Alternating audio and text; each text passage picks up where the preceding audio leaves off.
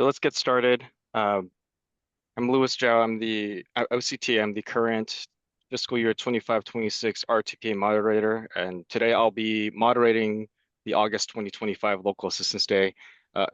If you just joined us, please drop your name and the organization into the chat box. It'll help us track who is participating in today's webinar. So a couple of housekeeping items before we get started.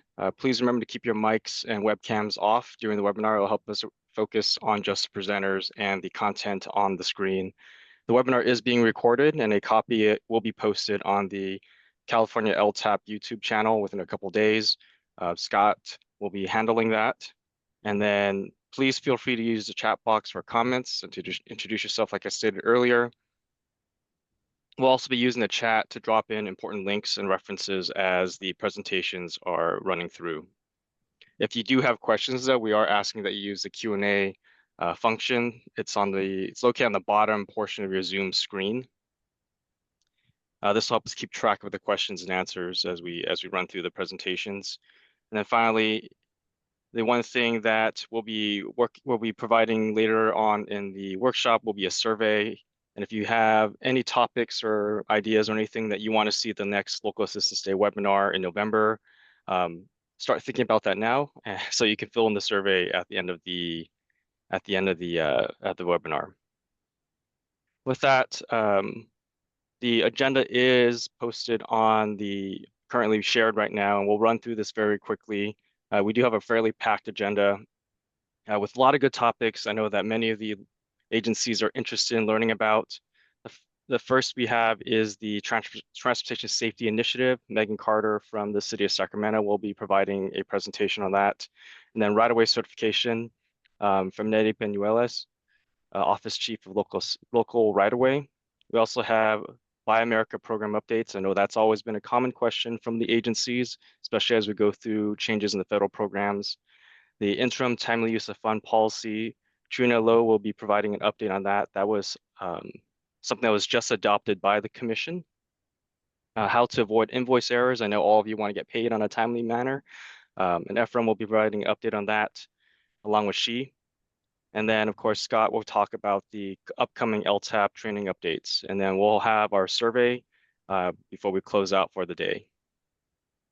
With that, I will hand it over to Mark Samuelson, who will provide some updates from local assistance. Thank you, Louis. Mark Samuelson, Deputy Division Chief, Local Assistance. I do want to just recognize Louis. Thank you very much for hosting these Local Assistance Days, and I do want to just reiterate what Louis did say. So these items are for the benefit of you. So please, if you have some ideas or you have certain areas that you would like further discussions, let us know. Put it in chat. Reach out to us. Definitely, we want to make sure that this is a benefit to you going forward. So please let us know how we can better serve you. Absolutely. I also want to recognize Scott Jakovich leading our LTAP, and then Daniel Burke, Caltrans, that's managing our LTAP Center. These local assistance days are provided by our LTAP Center. The LTAP Center here is to provide that technical resource to local agencies. So we do have a designated pot of money to help provide technical guidance to you. So if you're really interested in LTAP, we have more functions than just trainings here, and we're always looking for new ideas on how we can utilize the LTAP Center to help benefit and provide that technical assistance that you may need. So definitely, I appreciate the work Scott and Daniel put into this, and definitely reach out to them. We're here to help you, and we have some designated resources to help that as well. I also want to recognize some special guests. Mentioned earlier, Megan Carter. Coming from the city of Sacramento, we definitely appreciate her taking the time to put together this presentation and meeting with the group. We're going to get a lot of great information from Megan, so I really want to thank Megan for taking the time and then preparation here to meet with you to go over what she has experienced and accomplished and sharing these best practices. So thank you very much, Megan, for that. And then also I want to recognize Ephraim. Ephraim's from our District 4. And they're taking the time here to kind of help you through the invoicing process. This way, by avoiding those invoices errors and common errors, it allows us to process your invoices faster. So this is going to be a real key one. It's at the end. So if you have time, please wait till the end. But this is a way so we can get those reimbursements to you in a much more timely fashion. And I definitely thank you, Ephraim, and your staff to taking the time to go over that as well.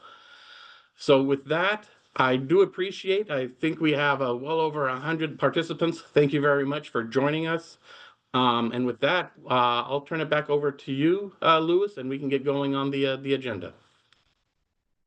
Great, thank you. So I think we're slightly ahead of schedule, but that gives Megan quite a bit more time to work with. So Megan, if you want to start the Transportation Safety Initiative topic, I'll hand it over to you. Great. Thank you, Louis. Thank you, Mark.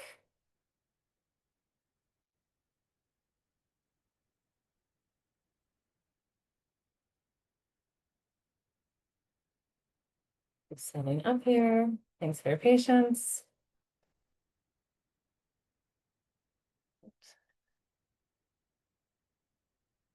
See my screen.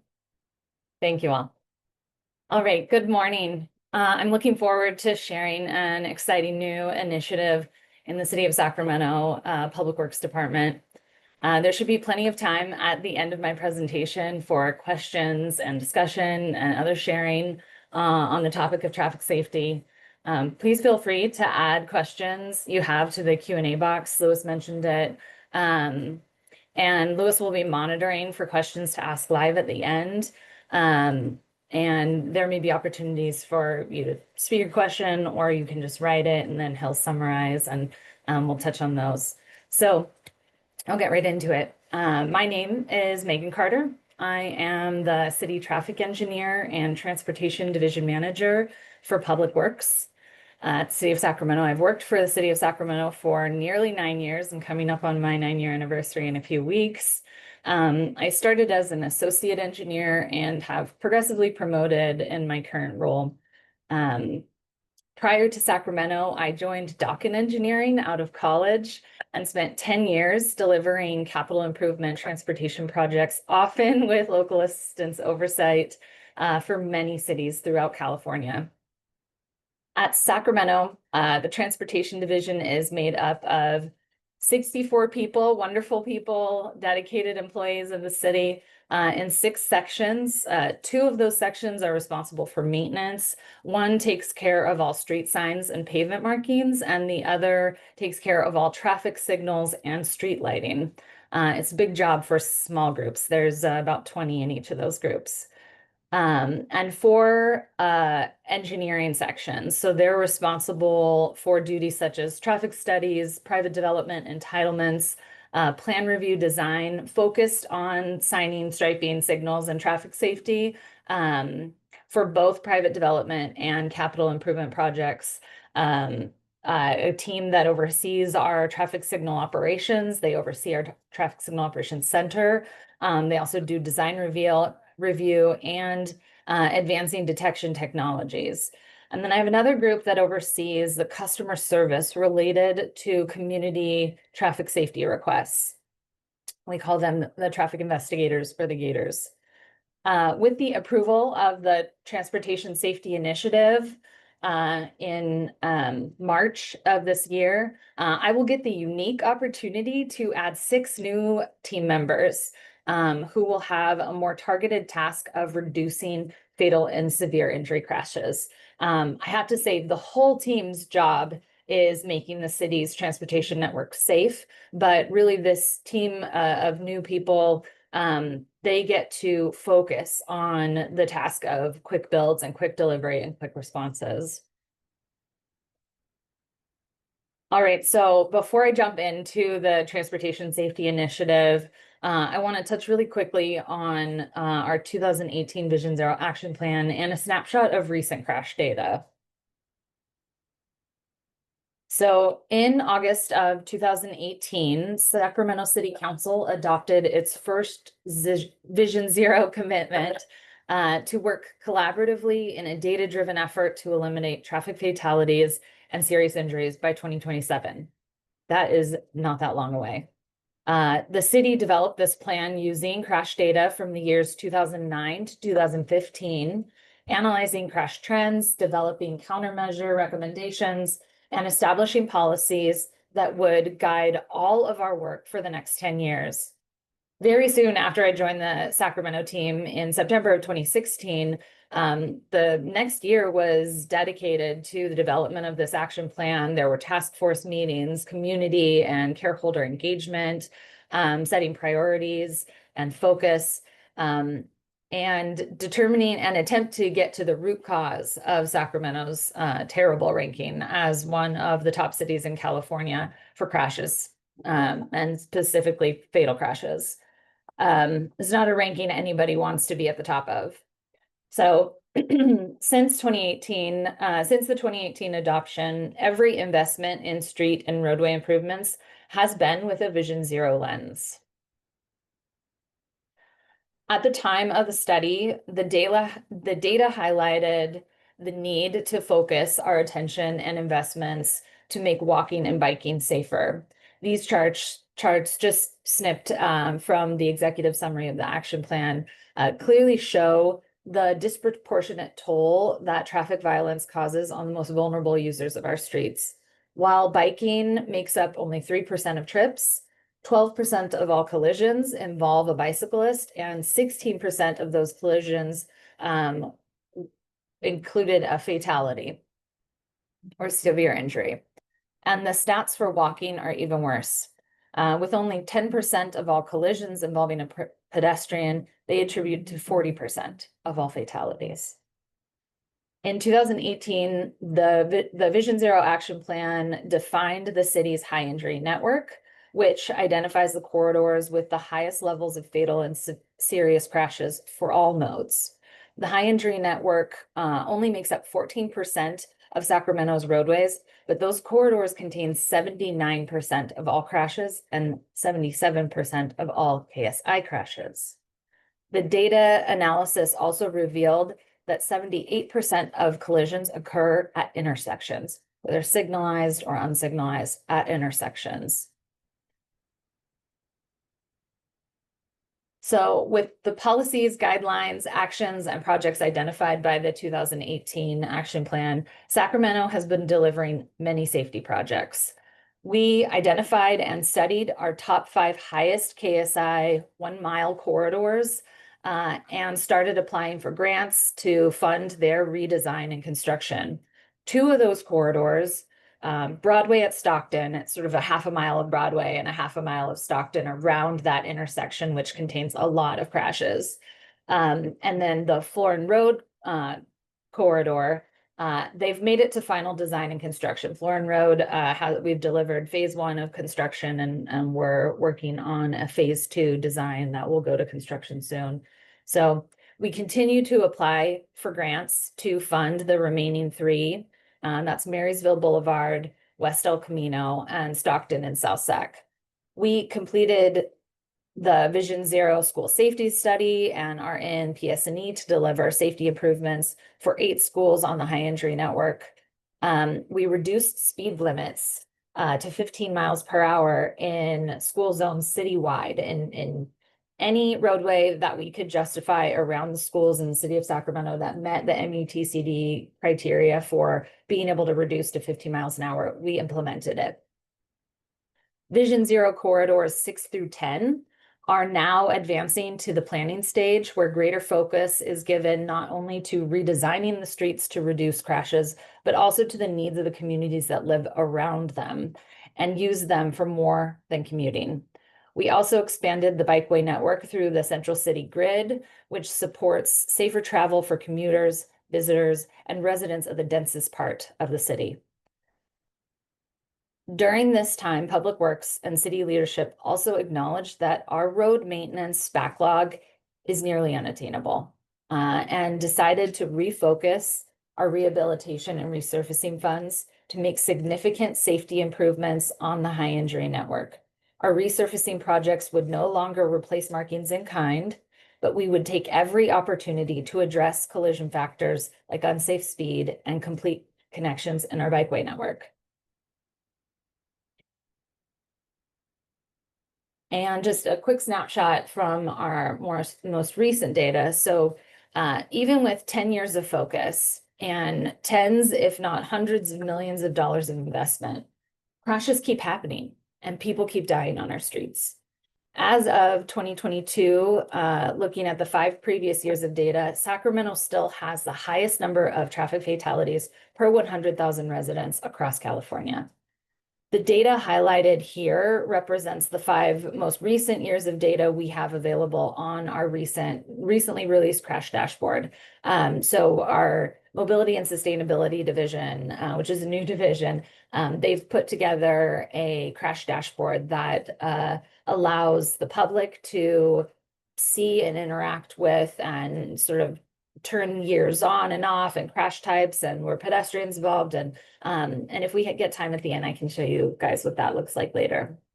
So the Public Works newest division, Mobility and Sustainability, is the new home for our long-range transportation planning team. And they're leading the effort to update the 2018 plan. The action plan update will establish a new set of strategies and actions designed to reduce collisions while supporting mobility and opportunity. It will adhere to the FHWA Safe Systems approach and will focus on identifying an actionable plan with implementable recommendations. While we were able to deliver many of the 2018 actions, some were a bit beyond Sacramento's ability to achieve, such as working with local, state, and federal partners to lower the legal blood alcohol levels. What a goal. And support state automated speed enforcement legislation. So we certainly threw our weight behind the speed enforcement legislation and lobbied hard to be in the current pilot project, but we weren't included, and we can't claim that those efforts made measurable change in the KSIs on our streets in this last 10 years to meet the goal of 2027. So the new plan will focus on things that really can be implemented within the period of time that is, the goal of it. So while we are seeing the number of crashes and fatalities trending down in 2023 alone, well, let's just say in 2024, we are seeing that we had less fatal crashes than in 2023. But in 2023 alone, we lost 55 people, including 22 pedestrians. And that results in still 40%, which is continuing the statistic from 2009 to 2015. But people should not be statistics. So Sacramento is taking a new approach. We developed and proposed the Transportation Safety Initiative to City Council in March of this year, with dedicated funding established in the 2026 fiscal year, which started this July. So the Public Works team heard from the community and council, especially through the discussion around a state of emergency, that there were several key goals. Identify, fund, and implement quick build solutions with more responsive and innovative, be more responsive and innovative to reducing traffic fatalities. Engage with the community in the development of the project locations and the solutions. Be transparent. Communicate the timeline, design decisions, and progress. And then also expedite projects in those high-risk areas. So those Vision Zero, top 5, top 10 corridors on the high injury network. The city's current safety response efforts within Public Works reside in 3 divisions: Mobility and Sustainability, which is the new division, Transportation, which is mine, and Engineering Services, which delivers our capital improvement program. Mobility and Sustainability manages the planning, programming, and policy support. Transportation and Engineering Services implement infrastructure components with staffing and funding capacities. With this initiative, the Transportation Safety Team has been established within the Transportation Division to lead and implement swift, data-driven safety improvements across Sacramento's high injury network that are integrated with the Public Works transportation safety planning programs and initiatives. The Transportation Safety Team's mission is to reduce traffic fatalities and serious injuries through quick, proactive interventions aligned with the city's Vision Zero goals. In addition, resources have been redirected to deliver interim quick build improvements on critical corridors, such as the Vision Zero, Top 10, high entry network corridors, where feasible. As approved, the fiscal year 2026 budget includes the funding framework to implement both of these two new initiatives. The transportation safety team is Sacramento's commitment to creating a city where every resident feels safe on our streets. Together, we can ensure Sacramento streets are safer for everyone. So the key to delivering this vision to be more nimble, responsive, and innovative is staff resources. Honestly, you could hand me $10 million right now, and I would not be able to do anything faster than I'm currently doing because staff is at capacity. We are delivering as many safety projects as we can with the resources that we have, even using consultants, et cetera. And so the Public Works is already delivering as much as we can. But the delivery of quick build projects, so far, what we've delivered so far, we've been relying on our maintenance crews to deliver them, but that pulls our maintenance crews away from their primary responsibility to repair existing infrastructure. Thus, the Transportation Safety Initiative requires a dedicated safety team, and we formatted it this way. So a supervising engineer that will oversee this team and oversee that traffic investigator group that I mentioned before. So that customer service group that addresses the community's traffic safety needs. So the supervising engineer will lead the greater vision and cross-departmental collaboration with the police department, council offices, ensuring safety and consistency, but supporting innovation. The senior engineer will lead the community engagement, oversee the younger engineers, and guide the design and project delivery process. Two assistant engineers will be integral in providing the promised responsiveness to all communities throughout Sacramento. We have 8 council districts. We have 500,000 people, and if we want to be responsive to every neighborhood, we need the staff to do it. So the original plan also planned to utilize an experienced traffic investigator, skilled in field measurements, on-site evaluation, document research, and customer service. However, not unfortunate, it's actually been quite fortunate, but our investigator team has had a complete turnover. Our experienced investigators have promoted into other wonderful positions within the city, so we have a whole new team. So thus we've adjusted the plan to utilize the entire team as an extension of the traffic safety team. And that way they'll have an opportunity to work on all these exciting projects in the given districts and neighborhoods that they represent. And lastly, this team will need administrative support to manage constant flow of construction contracts to construct the quick build treatments. So with new dedicated staffing and resources, the city will implement quick, cost-efficient, effective solutions that can be implemented within months to address high-risk areas. This specialized team will focus on rapid response traffic safety improvements at intersections, pedestrian crossings, and high-risk roadway locations. We are calling these quick build projects, well, we're using quick build kind of universally, but we're calling these sort of smaller, isolated, targeted projects, tier 1 projects. And here is an example of a project that was delivered kind of on the timeline we're promising. This is a location in North Natomas in Council District 1. This is Club Center Drive and Banfield Drive. And it was a regular 4-way stop. It's a collector street meeting up with a local street. There is a school about half a mile south of here. And it had a standard white crosswalk, all normal markings. Nothing special about this intersection. But there were 2 fatalities within 3 months. And so that's not normal. That's not usual. Something was wrong. And so we went out to the site and determined that making this intersection more visible, highlighting it during times of the day where shadows existed and there were maybe some visibility issues. So because of the school nearby, changed it to high visibility yellow crosswalks. And then we also, after some traffic analysis, determined that the median lanes did not need to be used as left turn pockets. And so we added these quick build pedestrian islands to improve the pedestrian crossing safety of the longer legs.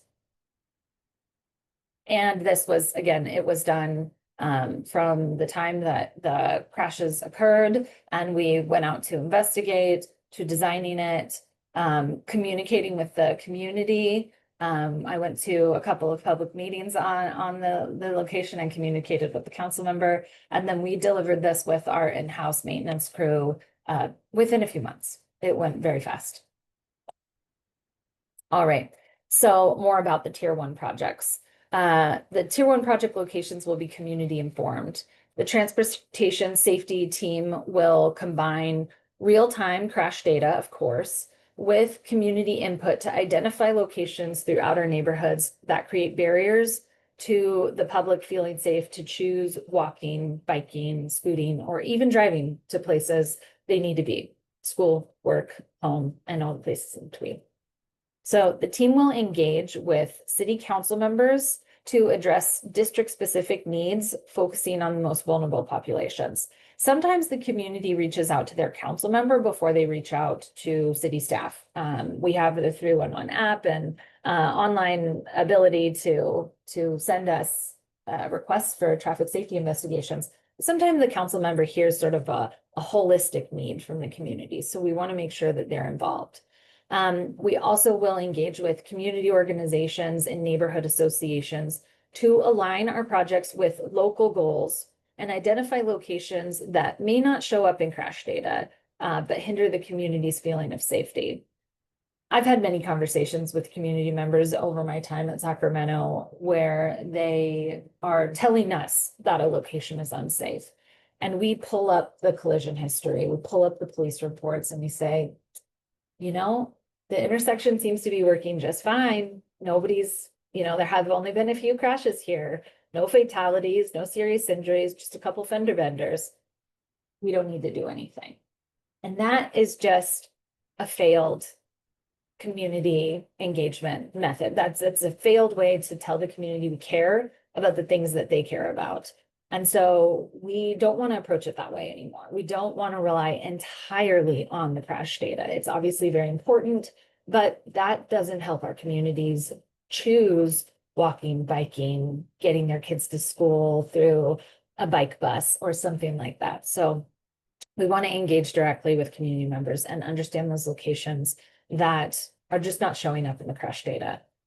And then we also want to coordinate with the police department to react to current crash trends and respond to recent fatal and serious injury crash locations.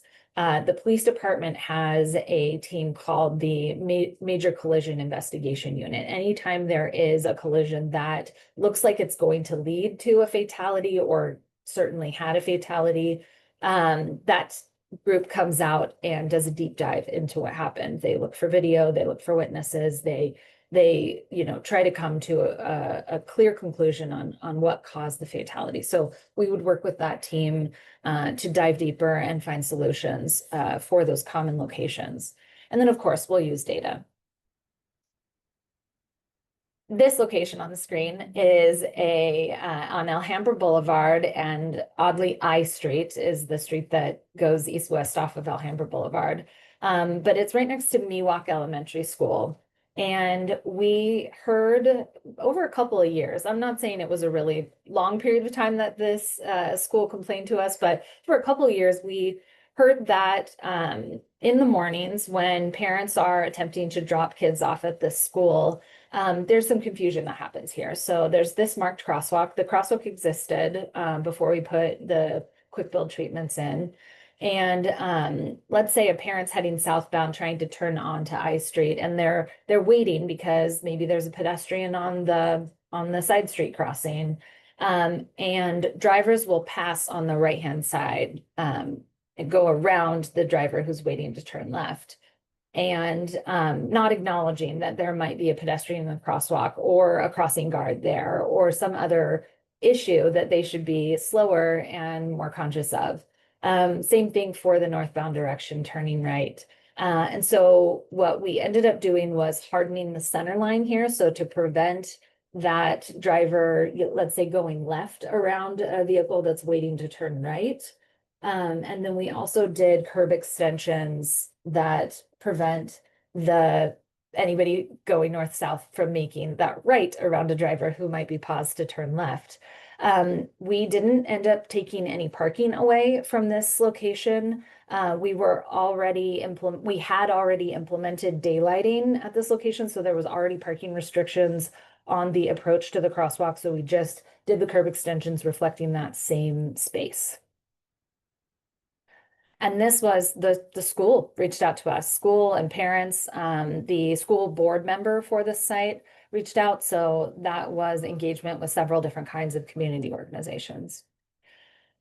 All right, so the other ways that the transportation safety team will engage is through feedback and follow up with the community organizations that help identify project locations.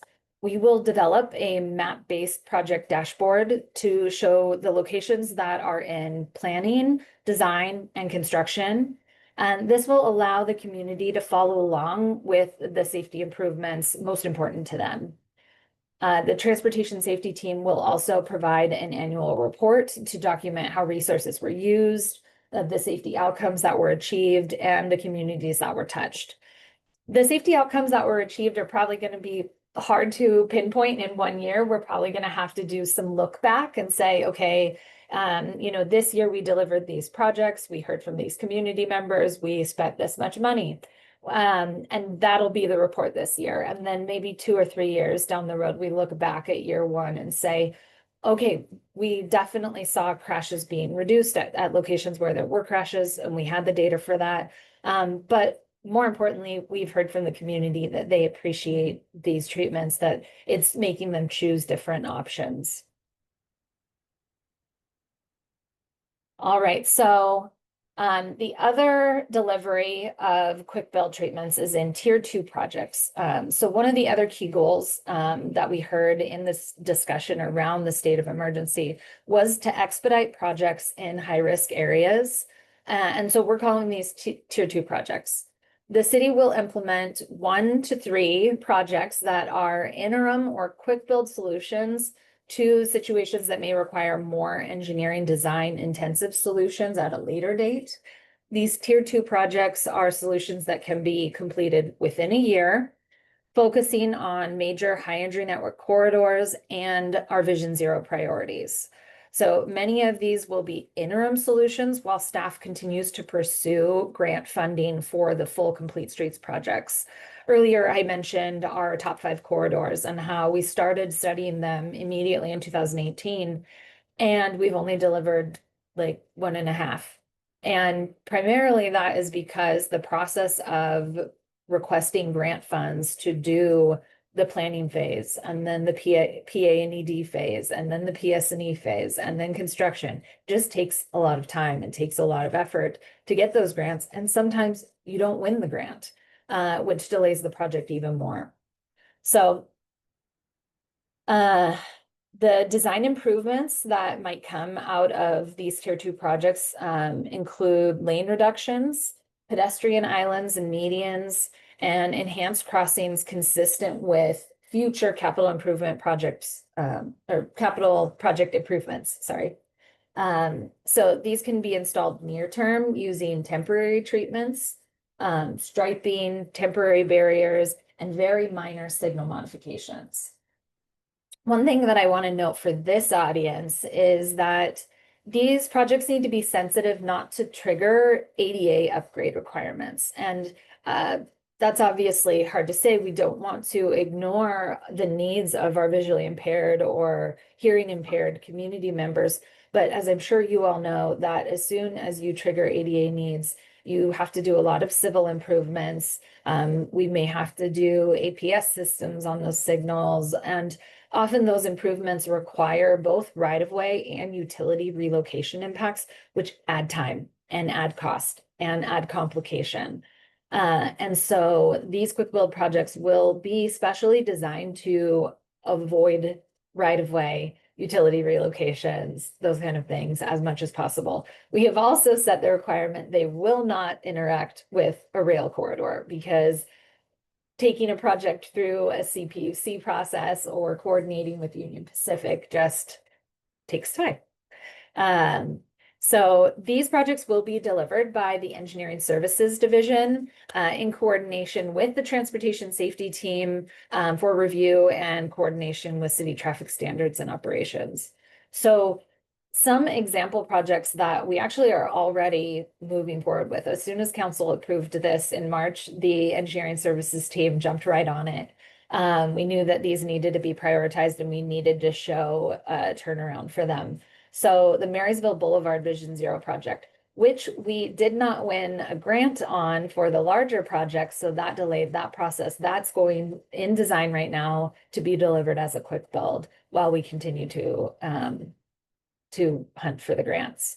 Our Broadway at Stockton, so that half mile of Broadway, half mile of Stockton, it's from Martin Luther King Jr. Boulevard to Stockton and then south, is going to be delivered as a quick build Vision Zero project.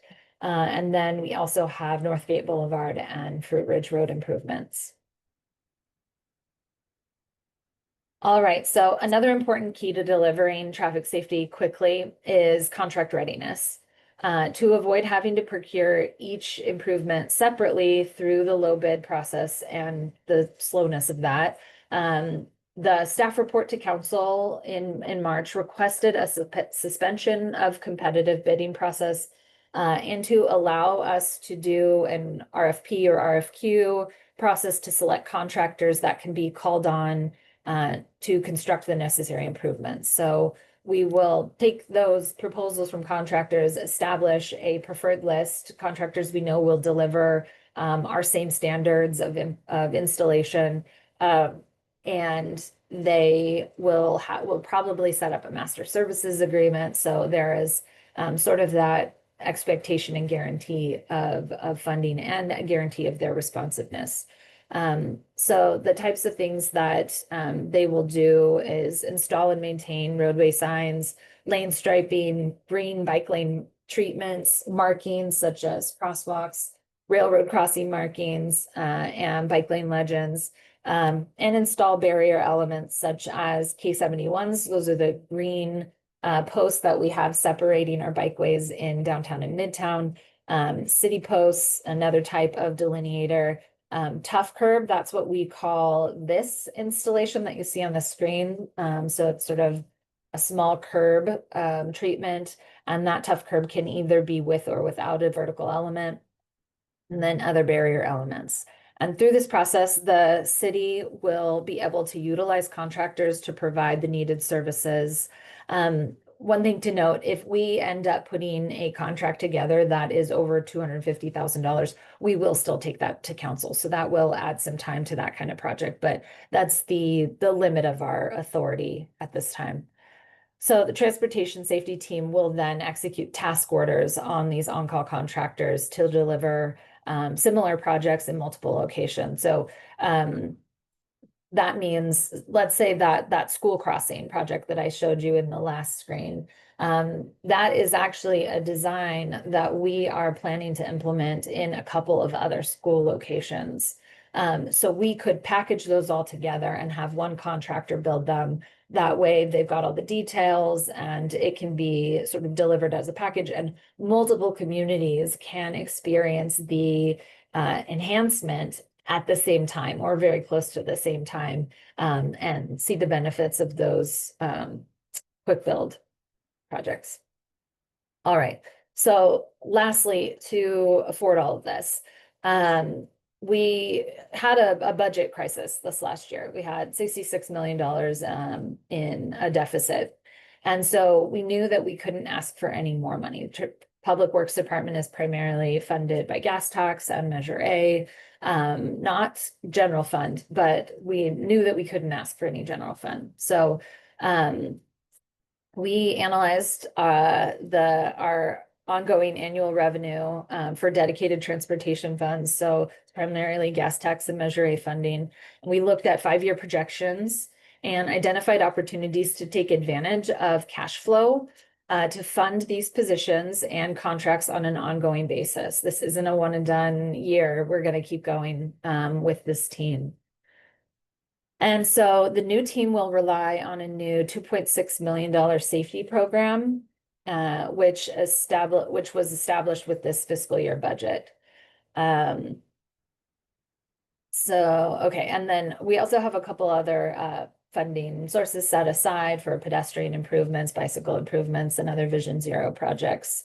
And then staff has been identifying those potential tier 2 projects I mentioned earlier. And that team will also have a quick build CIP dedicated with a value of $2 million each year to allow staff to begin the steps for implementing those projects.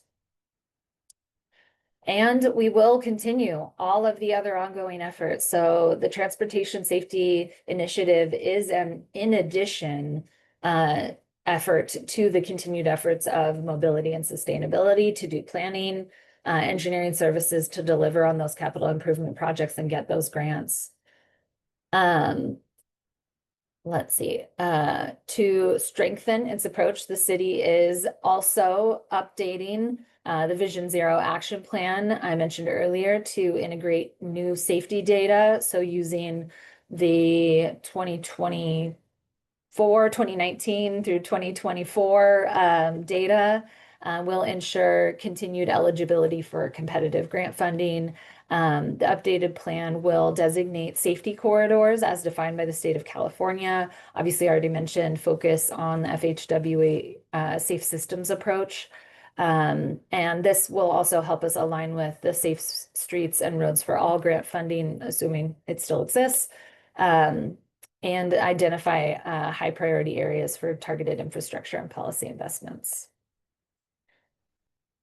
And so, we made a promise to the city that this team would act fast to save lives. So we established the dedicated team, we set aside funding. We're going to expedite those projects in the high risk areas.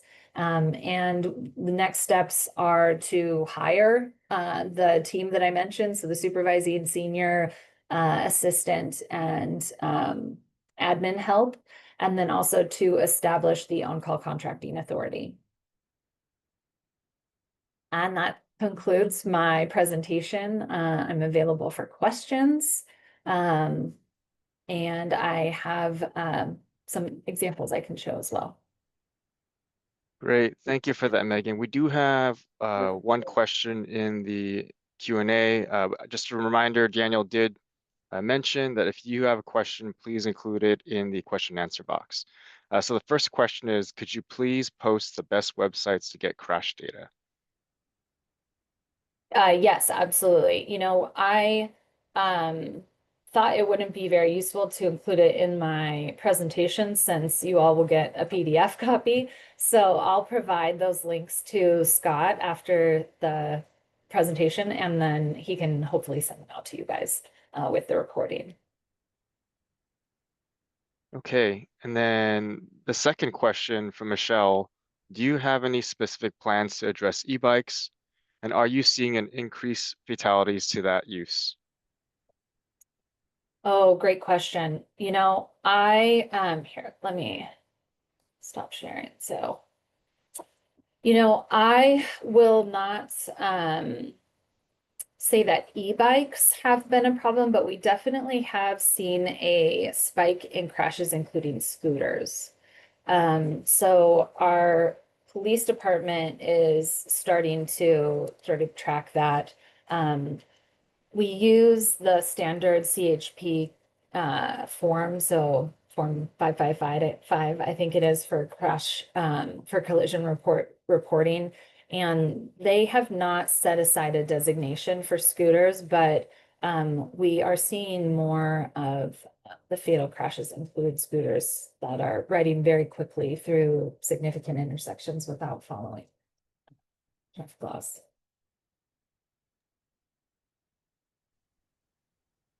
Okay, and then we just had one pop up from Jerry. Thanks Hi, for making for Jamie. the great presentation. And can you say more about the proven countermeasures and safe system strategies that will be employed at the intersections?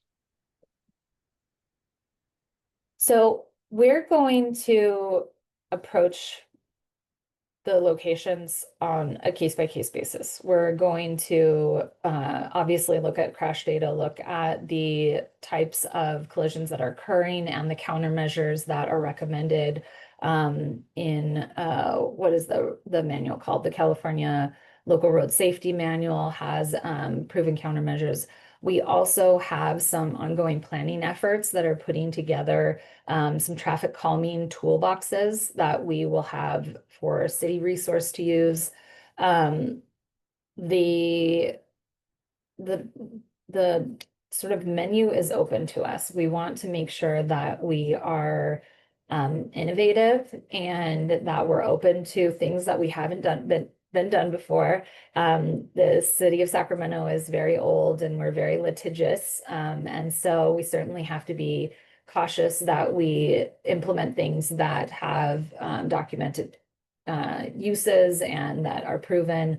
But the other thing that's going to be interesting about this quick build program is most of the treatments will be temporary. We'll do curb extensions like I showed you at the Alhambra location that are built with tough curb and pedestrian islands that are built with tough curb. There may be situations where we decide a treatment is something we are certain about and we do implement it in concrete. But those are more costly and they take a little bit more time to design. So that really doesn't necessarily meet the goals of the project.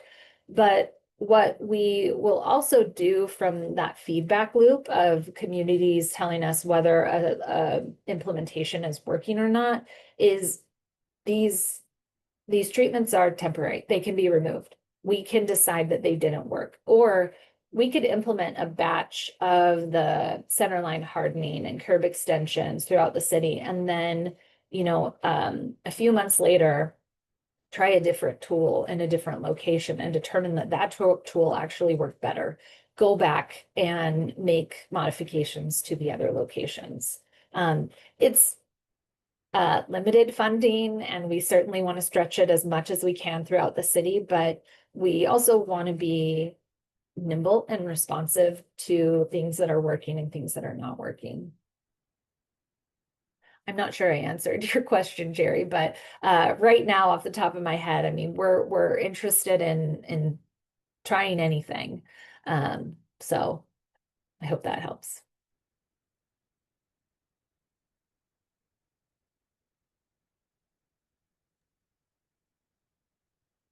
Okay, so we did get a question, not in the Q&A, asking for examples. Do you have a bit of time, Megan, if you can please go over some of the examples that you were just mentioning? Yeah, absolutely. So I'm going to share just Google Maps. And we'll start there. See if I can make you guys a little bigger. Okay, so I have a couple example locations. Now, first I'll touch on the ones that were in the presentation. So the first one was Club Center Drive and Banfield. So let's zoom in to North Natomas. This is, and you can see it's in not street view, but you can see in Google Maps that this is what the intersection looked like before. Very typical. So this is where we determined that both crashes occurred in the morning hour. So like 8, 9 o'clock in the morning, and both occurred in this area of the intersection. And at that time of the day, like street lighting really wouldn't have done any good because the sun's coming up and the street lights would have started to turn off. But we realized is that there is a wall and tree canopy here. And right now you're seeing it in a sunset setting, but in the morning when the sun is coming up on the east side, this corner is actually shadowed. So this one was a tough one. There were no crashes here before. And then all of a sudden we had 2 fatalities. And so we sort of had to go out at the time of day and observe and see what the site conditions were. And then take into account the priority vulnerable users in this area, which were school children getting to school. They thankfully weren't the ones who were in those collisions, but still definitely the most vulnerable people using the road at that time of day. So we did the high visibility crosswalks and the pedestrian islands. So that's that location. And that one, oh, I don't have it off the top of my head. That one probably cost, given the markings that were involved and some of the efforts, I'm thinking that probably cost around $15,000 for our maintenance crews to install it. So the other one that I shared in the presentation was Alhambra at I. Where am I? J.I. So this is Miwok Middle School, and the primary entrance that the principal and the school requires the kids to be dropped off. They don't want the kids to be dropped off by parents on any of the other sides of the school. It has to be on I Street at the front. That's where they have staff available to accept the young students. So the primary movement here is for that southbound left turn, northbound right turn. And so here we assessed the types of risks that were out there and implemented treatments that would block that. And then I actually have this one was implemented. I can't claim that this was done with our recent quick build efforts because it was done I think 2021. But I'll just leave this here for a second. So the Broadway intersection, Broadway with Martin Luther King Jr. Boulevard, you can see this sort of kink and curve that exists on Broadway. This is the angled corridor, and then this actually location, Martin Luther King Jr. Boulevard, is the western edge of that Vision Zero corridor that includes Broadway and Stockton here. But what we had was a series of crashes over a few years where drivers were going too fast, let's call it southbound to eastbound on Broadway, and were crashing into the arbors at Oak Park. This is a senior living facility and their lobby is here. And after one very interesting high-speed crash, the police department estimated that the driver was going about 70 miles an hour.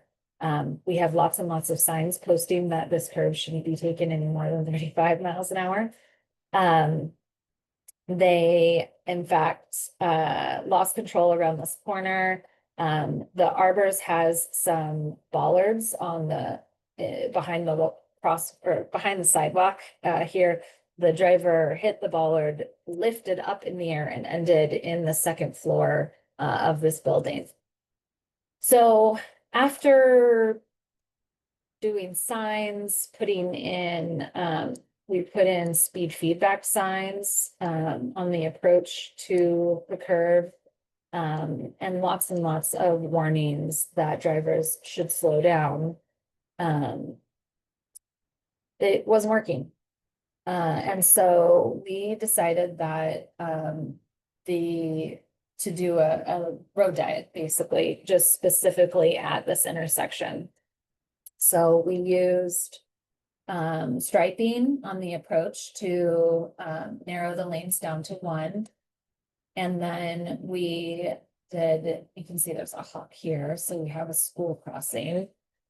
But at that location, we put in a dedicated right turn pocket to sort of use up some of the roadway space there.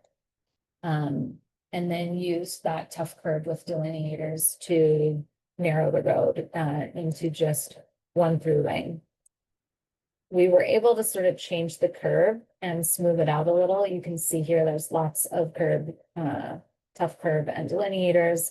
We put in green bike lane markings, and curb signage, all the markings, everything. And then even on the far side, you see there's some damage here, but we reduced it down to 1 lane on the receiving end as well.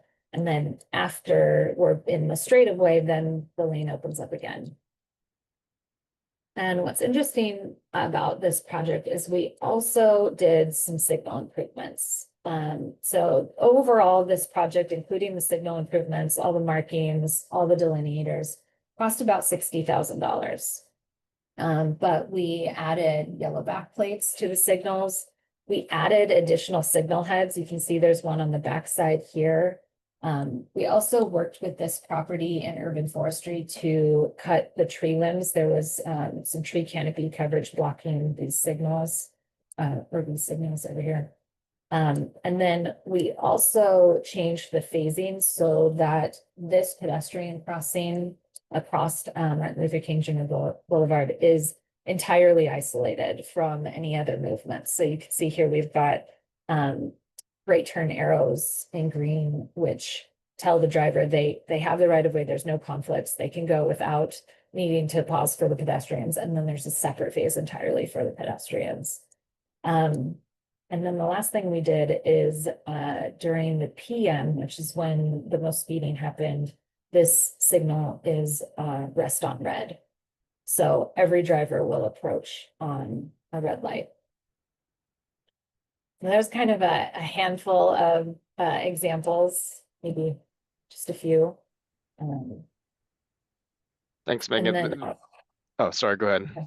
There was a follow-up some- question, if I can ask Sure. real fast. Yeah. Were rectangular rapid flashing beacons considered for the Alhambra Boulevard crosswalk? This is a question from Paul. For which crosswalk? Alhambra. Oh, at Alhambra. No, they were not. Mostly because of site conditions limiting our ability to put them in. There is Alhambra Boulevard, as everyone knows, is very, very old, very complex, got lots of different land uses, lots of different properties. And there's a couple properties here, and you can see here that they're law offices. But they have small driveways that go into their site.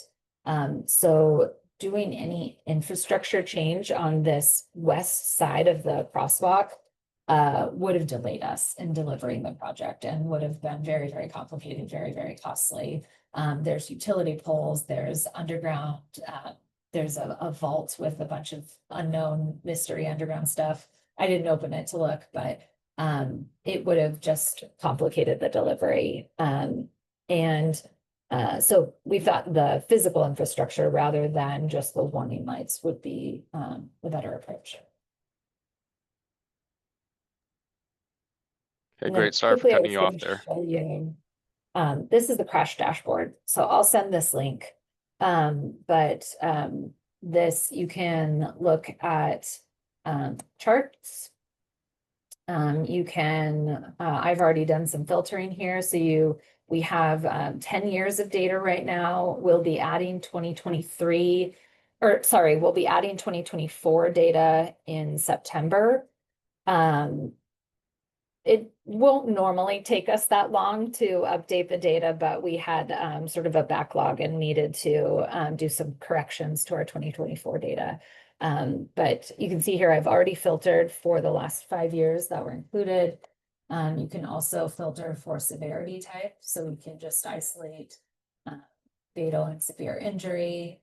And then there are different tools to visualize when those crashes happened, severity type. So there were, in that 5-year span, there were 80 fatal crashes and 200 serious injury. The type of crash, this seems like a lot. That doesn't seem right. 277, but and then back to the interactive map. You can, we have some layers here showing our communities that have been recipients of racism and bias. You can turn that layer on or off. neighborhoods that lack transportation investment. So that's like sidewalks, street lighting, turn that on and off. And we also have our SB 535 disadvantaged communities highlighted as well. And then the city boundaries. But limiting all of that, you can zoom in, and the legend here shows you that the blue is complaint of pain, the light blue is other visible injury, orange is severe injury, and red is fatal. So you can zoom in, find a corridor you care about, that you want to do some investigation on. And then you can also click on the specific crash and look up some of the pertinent information.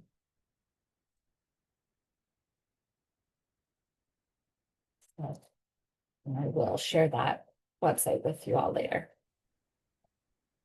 Thanks, Megan. I did have a follow-up real quickly before we jump into Eddie's question. When you were mentioning the cost for the two projects, 16,060, was that just the capital costs?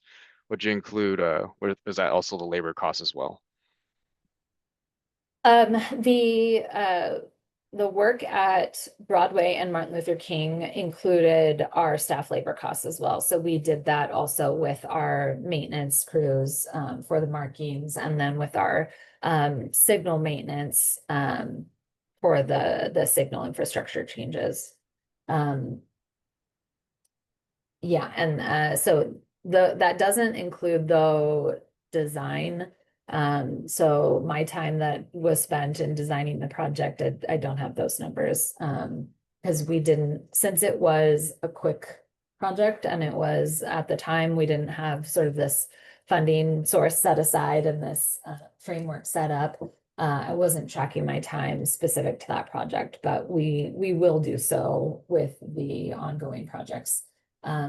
Probably not site location by site location, because that would be honestly a lot of paperwork to set up that tracking. But probably on, you know, batched projects. So if we do a bunch of school crosswalks, we'll have the engineers track their time spent on that. Community outreach events, we'll have them track their time. Great. Okay, so we do have one question from Eddie in the Q&A. What grants do you apply for, and what is the match range? Oh, that's a great question. I will say it is not my specialty. So I will do my best to answer this, but our engineering services division has an entire grant team that is fantastic at that. So we apply for Safe Streets for All grants. We apply for HSIP grants every round that they come around, that we can pull projects together for them. We apply for ATP, both state and regional. We apply for CDBG grants, so that's Community Development Block Grants. We also partner with housing developers to apply and utilize grant funds for its AHSC. So some of the downtown mobility project or the Central City Mobility Project, the parking protected bikeways along 19th and 21st Street were actually partially funded by an AHSC collaboration with some housing that went in the area. Thanks for that response. That's a great plug for HSC. I know they're always looking for transportation improvements, or at least the developers are looking for transportation improvements as it applies to their housing projects. Yeah, absolutely. And we are all about encouraging infill development, housing, and so any way that we can, and the more dense we make our city, the more people are going to need other ways to get around. The city council also changed our policy on parking. So certain developments aren't required to have any parking minimums anymore. So we definitely have to make sure that our network has a blend of options for all modes. Okay. Not seeing any more questions. We do have a little bit of time, Megan, so I'm going to ask a personal question. Sure. And this is tied to the framework, because took a lot of notes. I learned a lot from you, so thank you for that. And I was particularly interested in the framework piece of it. I know one thing that is often forgotten, I think, when we talk about projects, at least externally, is all the political implications and the work that you have to do with your elected leadership. And as you were going through your presentation, you talked a lot about that outreach that you did with your elected leadership. And it sounded like sometimes it was on a case-by-case basis, sometimes it was a project basis, but for the most part, it sounded like it was a overarching goal basis. Now, can you kind of talk about if that was built into your framework as you were evaluating these projects, and how has that dynamic kind of worked? Yeah, I'll first put a bit of a disclaimer on it. Right now, the team is just me and my existing investigation team and my existing maintenance crew. So what we have done so far is not necessarily going to be the established framework. But the intention is for there to be planned out outreach events where our engineers, the assistant and senior engineer, schedule time to interact with those neighborhood associations and community groups, meet with them, and sort of the vision I have is we show up with a map, printed out map, maybe an online map, maybe QR codes, who knows, so people can add in their locations, and we say, okay, here's where we see the crashes, shown on the map. Tell us what your experience is. Tell us where those other risky locations are, and we reach out to them that way. That's my early vision. I don't know if that's exactly how it'll turn out, but that's one way that I think we can sort of meet them on their level, even possibly do some walk audits with certain community members. From a political level, like I said, there are certain locations that council members just hear about the most. And we're gonna have to balance the responding specifically to crashes and specifically to fatal crash locations, responding to that community feel and community need, and then also delivering these projects with a lens of equity. We know that there are certain neighborhoods and certain communities in Sacramento that do not communicate with city government. They don't have either the ability, they may not speak English, so we need to make sure we're communicating with them in their language of that neighborhood.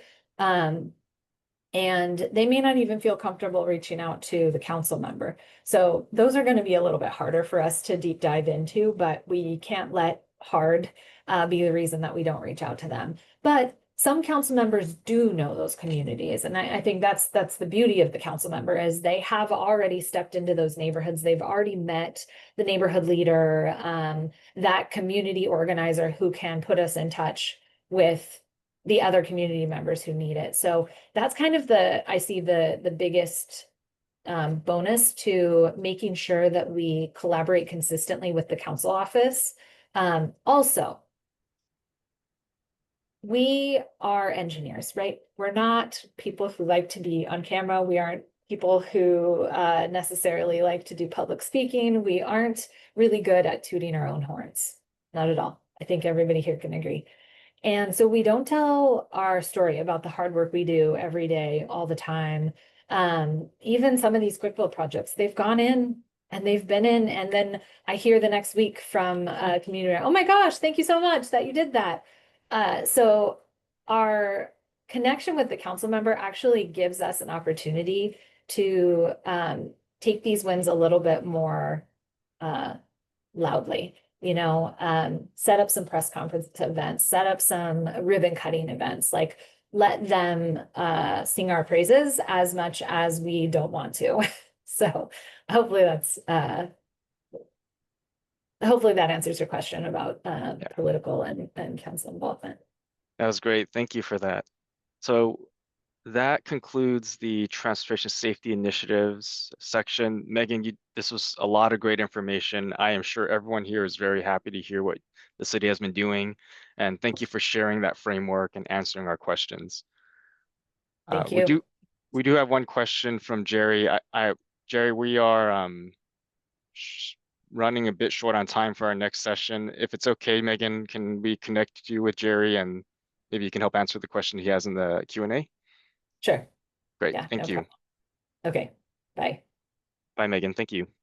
So next on our list is the right-of-way certification 3 and 3W process with Nettie Puenuelas from the Office of Local Right-of-Way. So Nettie, I'll pass it on to you. I know you have another meeting after this, so I'll remind everyone at the end of your presentation to try to keep the questions quick. Thank you.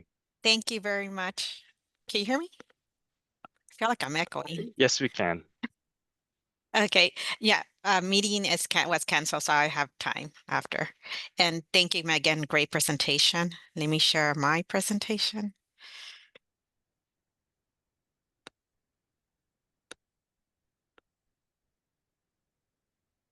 Okay, hopefully everyone can see this. Okay, thank you, everyone. Welcome. I am Nadie Pinuelas. I am from the Division of Local Assistance, Office of Local Right-of-Way. I'm here to deliver information on the policy update of the right-of-way certification considered conditional number 3 and special certification number 3 with a workaround. So earlier this year, we had Office Bulletin 25-03 that came out. It went out in the blog as well. Announcement that indicates that effective August of 2024, per the FHWA and Caltrans Stewardship and Oversight Agreement, all right-of-way certifications consider a conditional number 3 and special certification number 3 with a workaround requires approval from Caltrans headquarters right-of-way and FHWA. So what does this mean for your projects? Well, this means that if your agency anticipates that the right-of-way certification will be a level 3 or 3W, it is important to account for additional time in your project schedule. If additional time is not incorporated in your project schedule, your agency risks the project to be delayed. So at a minimum, it will take 2 additional weeks from the regular right-of-way certification review time for routing and obtaining the approvals from Caltrans headquarters right-of-way and FHWA office. So before the certification 3 and 3W only require approval if it was on the national highway system. So now it's for all right-of-way certifications 3 and 3W require headquarters right-of-way and FHWA approval. Okay, next slide is policy update. So what has changed? We're going to update our LAPM. So changes to the LAPM supersedes, will supersede the existing 2025 LAPM publication and will be hard-coded in the January 2026 version. So in the LAPM chapter 13, the sections that will be impacted are section 13.2.1, section 13.10.1, 13.10.2, 13.11, and the exhibit 13-B, a section in that exhibit will also be updated. So all that will be updated. So anything that said, it will now reflect that approval is required from Caltrans headquarters right-of-way and FHWA on all right-of-way certifications level 3 and 3W. So for the next slides, I will go on to just discuss a little bit more what a level 3 and 3W consist of. So for right-of-way certification level number 3, a resolution on necessity of RON has been obtained. However, orders of possession, hearings, and service dates may not be effective yet. So on a level 3, you can advertise construction contract, but cannot award the contract until the certification has been upgraded to a certification level 1 or 2. A memorandum of adjustment must be submitted with the right-of-way certification with a full justification as to why a conditional level 3 is needed. And then due to the complexities with the right-of-way certification level 3, as I mentioned before, requiring additional time for acceptance, as I just mentioned, headquarters right-of-way and FHWA approval is required for all certifications level 3 and 3W. So that's a conditional level 3. So for a certification 3 with workaround, so that's a 3W, the RON has been obtained from the local public agency board. You have orders of possession hearings, service dates may not be effective yet, only to be used in extraordinary circumstances. Memorandum of adjustment is required with the submittal. You can advertise and award construction contract. Bid package must identify workaround parcels, and certification must be updated 15 days prior to the construction contract bid opening. And again, we still have the note there that headquarters right-of-way and FHWA approval is required for all certifications level 3 and 3W. So that's our level 3W and 3 that I just discussed. On the slides, you guys will get a copy of this. I'm also including what a certification level 1, 2, again, with the 3W and the 3 is. And with that, that was a pretty quick informational on the certification 3 and 3W. So we do have our internet Office of Local Right-of-Way information. If you guys want additional information, training videos, local assistance procedure manual is there, Caltrans right-of-way manual, and right-of-way forms and exhibits, as well as other resources. Here's my contact information, and if you have any general questions regarding training opportunities, please contact me directly, or you can also send us an email through local.rightofway@dot.ca.gov. And I welcome your questions at this point. Thank you. Okay, thank you, Nettie. If you have any questions, please drop it in the Q&A box. Nettie, I do have a quick question. I know you mentioned that it could take an additional 2 weeks. How, for the benefit of the group, how long are the certifications taking now with the additional oversight from at the FHWA office? What total time are we looking at?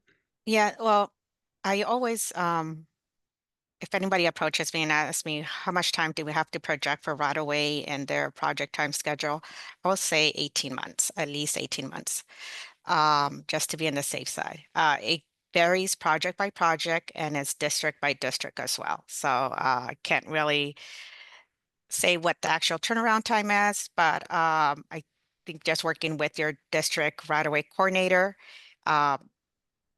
if you normally have a turnaround time of a couple of weeks and now you're anticipating a 303W, just add it's going to take at least 2 more weeks or more to get those signatures through headquarters and FHWA. Perfect. Thank you for that. So we have maybe about a minute before we move on to our next session. If there are any questions for Nettie, go ahead and drop in the chat box. Nettie, I know you mentioned that you may be able to stick around maybe for another minute or so if questions pop up. Okay. No, perfect. yes, I can extend here. Okay, yeah. If questions pop up, I'll let you know and then we can answer it by text on the Q&A session. So I'll move it on right now to the Buy America program updates from Guilherme.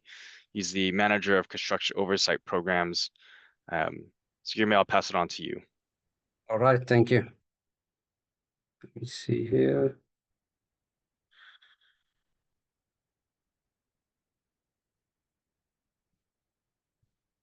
All right, good morning, everyone. Thank you for joining us this morning. So my name is Guilherme. I'm the Construction Oversight Program Manager, Division of Local Assistance, Caltrans. So it's just a brief update on the Buy America, Build America update. And as you guys know, we have a few updates previously following the Infrastructure Investment Jobs Act that was effective in 2021. And then, we had implemented construction materials requiring Buy America. And then this last, hopefully the last update is on manufactured products. And as most of you know, Federal Highways had a general waiver on manufactured products since 1983 that manufactured products did not require Buy America. But this year, Federal Highway issued a final rule that manufactured products going forward has to comply with Buy America. So that waiver is terminated.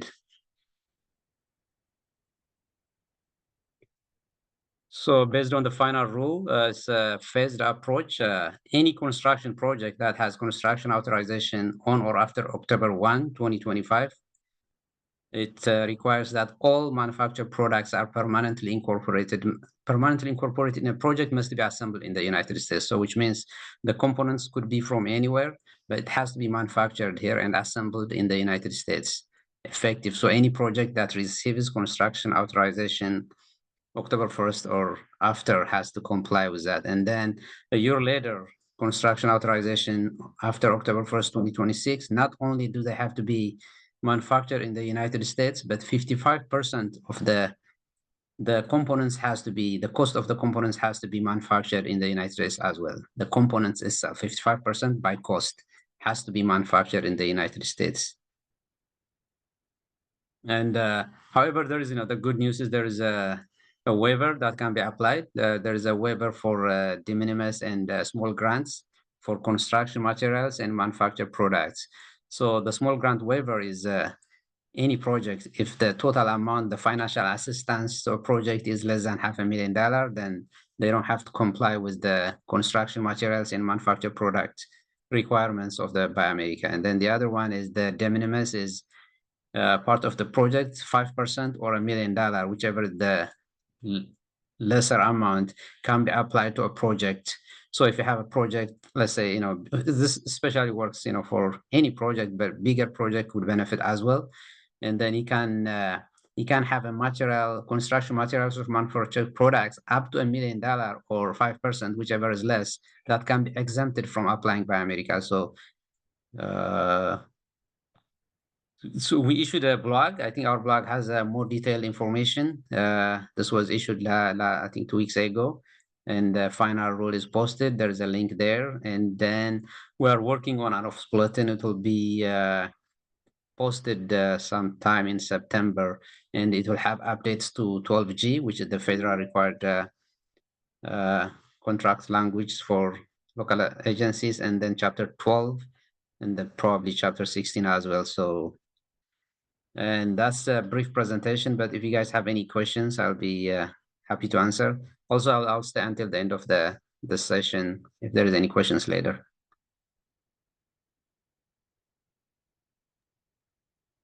Great, thank you for that. Any questions you have, please drop it in the Q&A. Just really quickly, I know we just had maybe about 50 additional attendees that jumped in. If you can, please drop your name and the organization you're affiliated with into the chat box.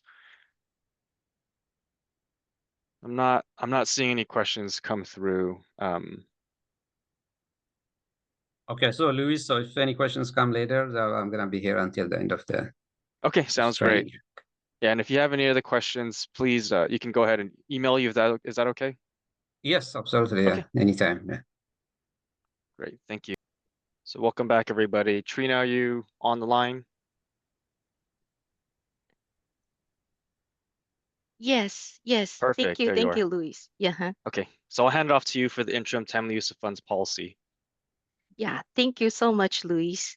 Yeah, I'm gonna share my screen. Can you guys see? Can you guys see my screen?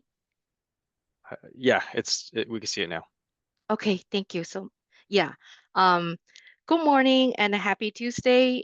Trina Luo, Acting Officer Chief of State Programs in DOA. I would like to provide some updates related with state programs. From early September, Office of State Programs will host open office hours and some training events to provide the details of Caltrans processes and procedures to our local partners. The topics of these events will include allocation process, scope change process, time extension requests, reporting, and of course, the interim timely use of funds adopted at June CDC meeting this year. In general, this interim timely use of funds policy applies to counties impacted by the wildfire in last winter. So it applies to LA County, Ventura County, Riverside, San Bernardino, and Orange County. Please register to open office hours and the training events to get more details on this policy. Emails will be sent out for these open office hours and the training events. And we will ask Louis' help to distribute the information through RTPA group as well.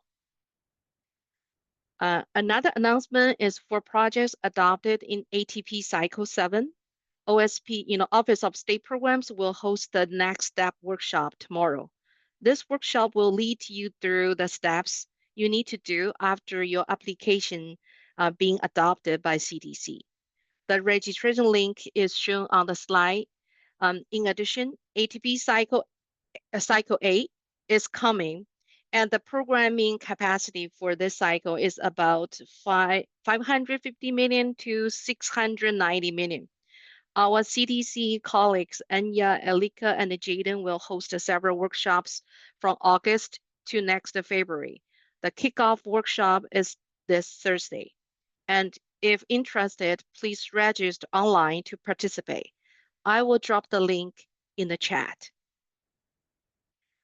Another announcement is the ATP Symposium. The symposium brings together local, regional, state, and tribal governments to learn more about active transportation, share knowledge, and network with other agency staff, including planners, engineers, public health professionals, and active transportation champions. The registration link is shown on the slide as well. The early bird fee will be end on August 31st. The price will be increased from $50 to $75. 50% increase, quite a lot, right? So do not miss the deadline. The last one, but not the least one, is the ribbon cutting for one of the PFIP projects.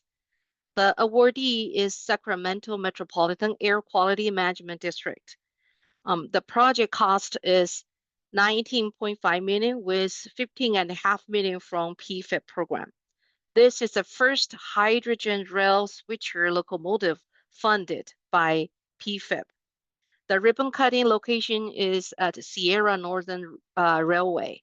If you are near Sacramento area, you might be interested to join us. Yeah, if you can make this one, that would really awesome. Great to see a lot of folks there and talk about how we can do to reduce the greenhouse gas emission and also help to also help you can networking with some of the folks really championing on the climate change. Yeah. With this one, I will wrap up my presentation. I'm happy to answer any questions you have.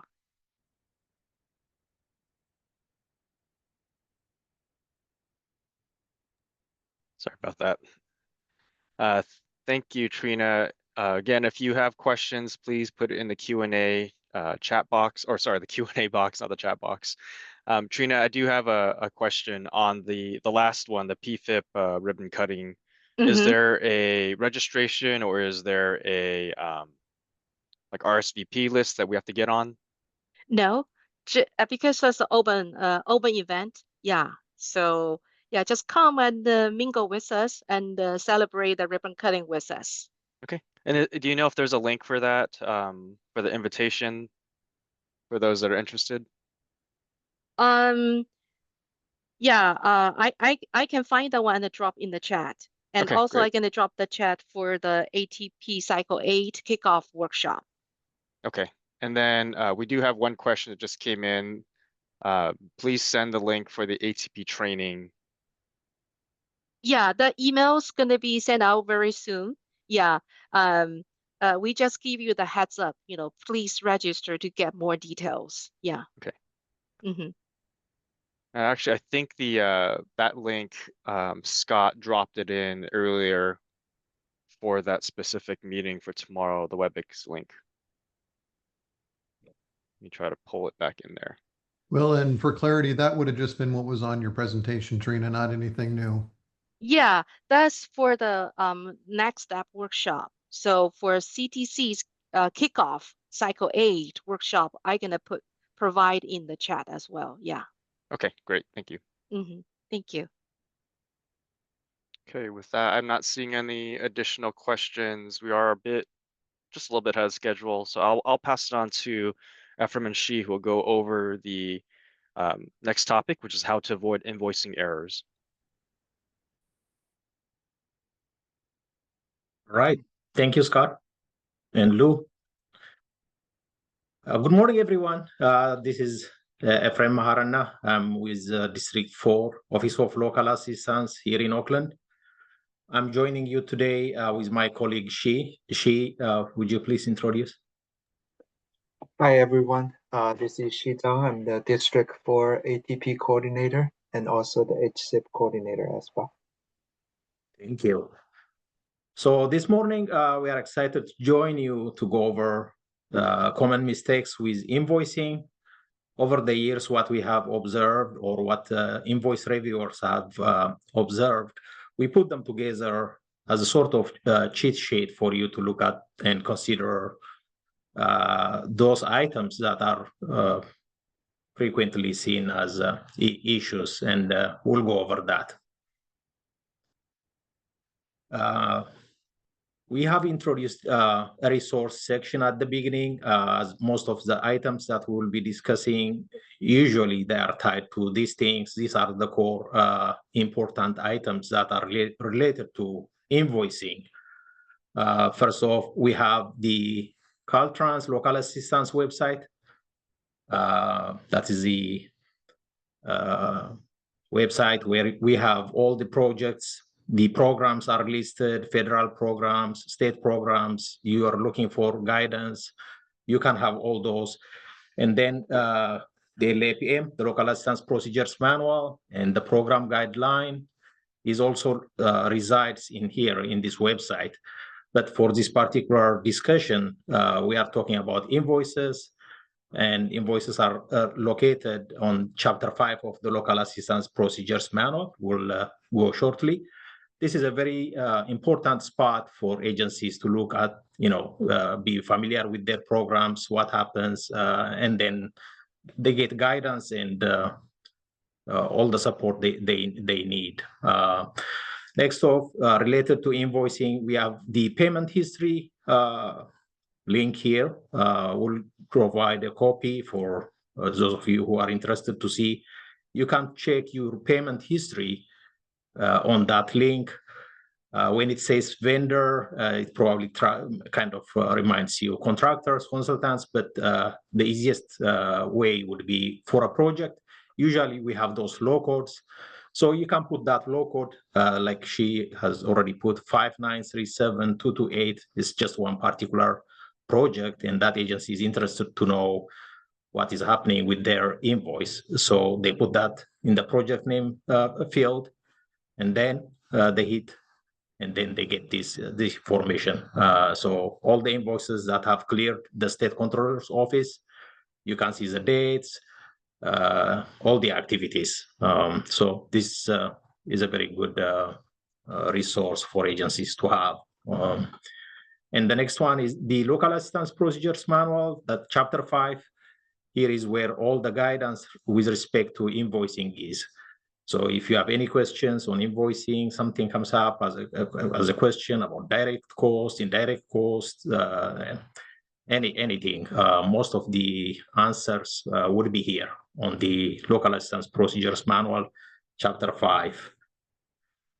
And then we'll continue.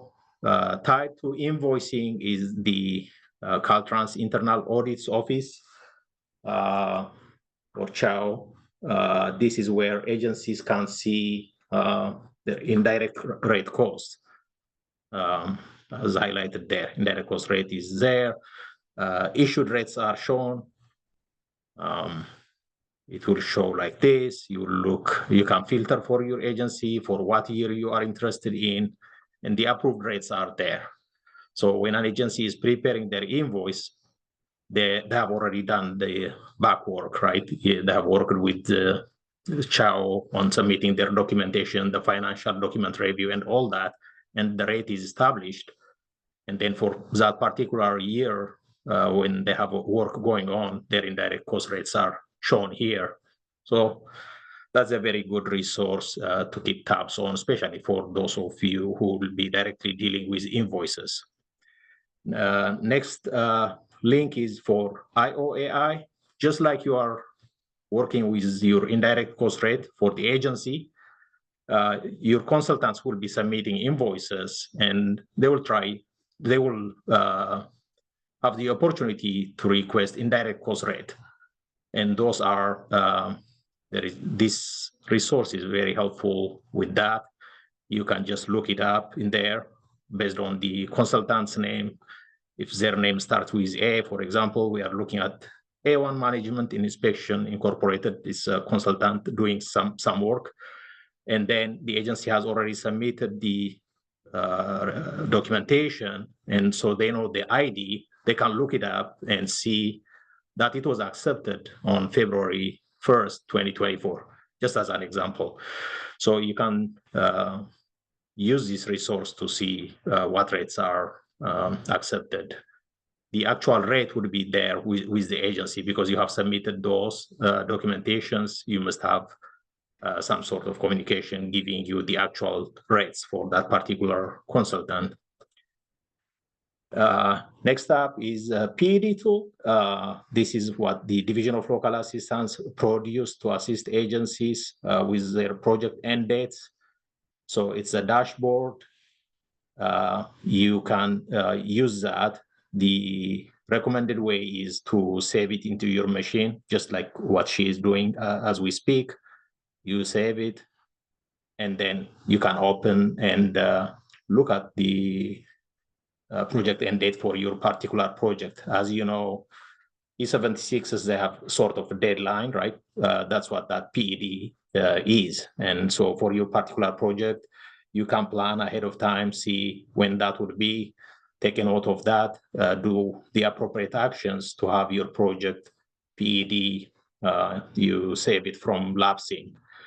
If for some reason that did happen and your PED has lapsed, and then the time span between when it has lapsed and when you make the appropriate actions and get the PED extended, there will be a gap that will not be eligible for reimbursement.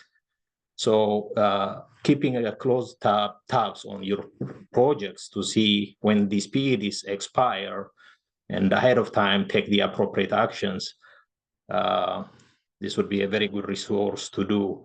It's periodically updated, and you can connect with your area engineer, or depending on which district you are at, work with your DLA to have the current information. That way you can plan ahead and have PEDs on the right track.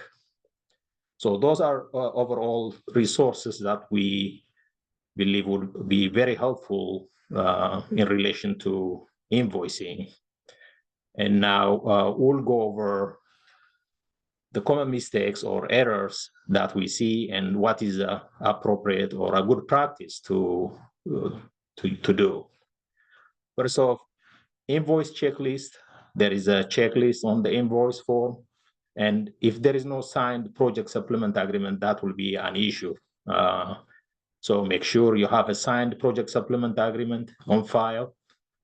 You can check with your agency. It might be in one department and the person preparing the invoice might not have that information. So make sure you communicate internally within your agencies to make sure you have that appropriate document. If it is not signed, you can work with your DLA and make sure you have that taken care of. Number two, invoicing too frequently or not enough. So as you know, there has to be some sort of balance. And usually it is an issue when you are not invoicing appropriate on time, then that project gets into the inactive obligation, and then we'll be calling you, we'll be sending you emails. Everyone spends unnecessarily time to mitigate that. So frequently, we generally recommend at least every 6 months, there has to be an invoice. If you can do it every month, that's even better.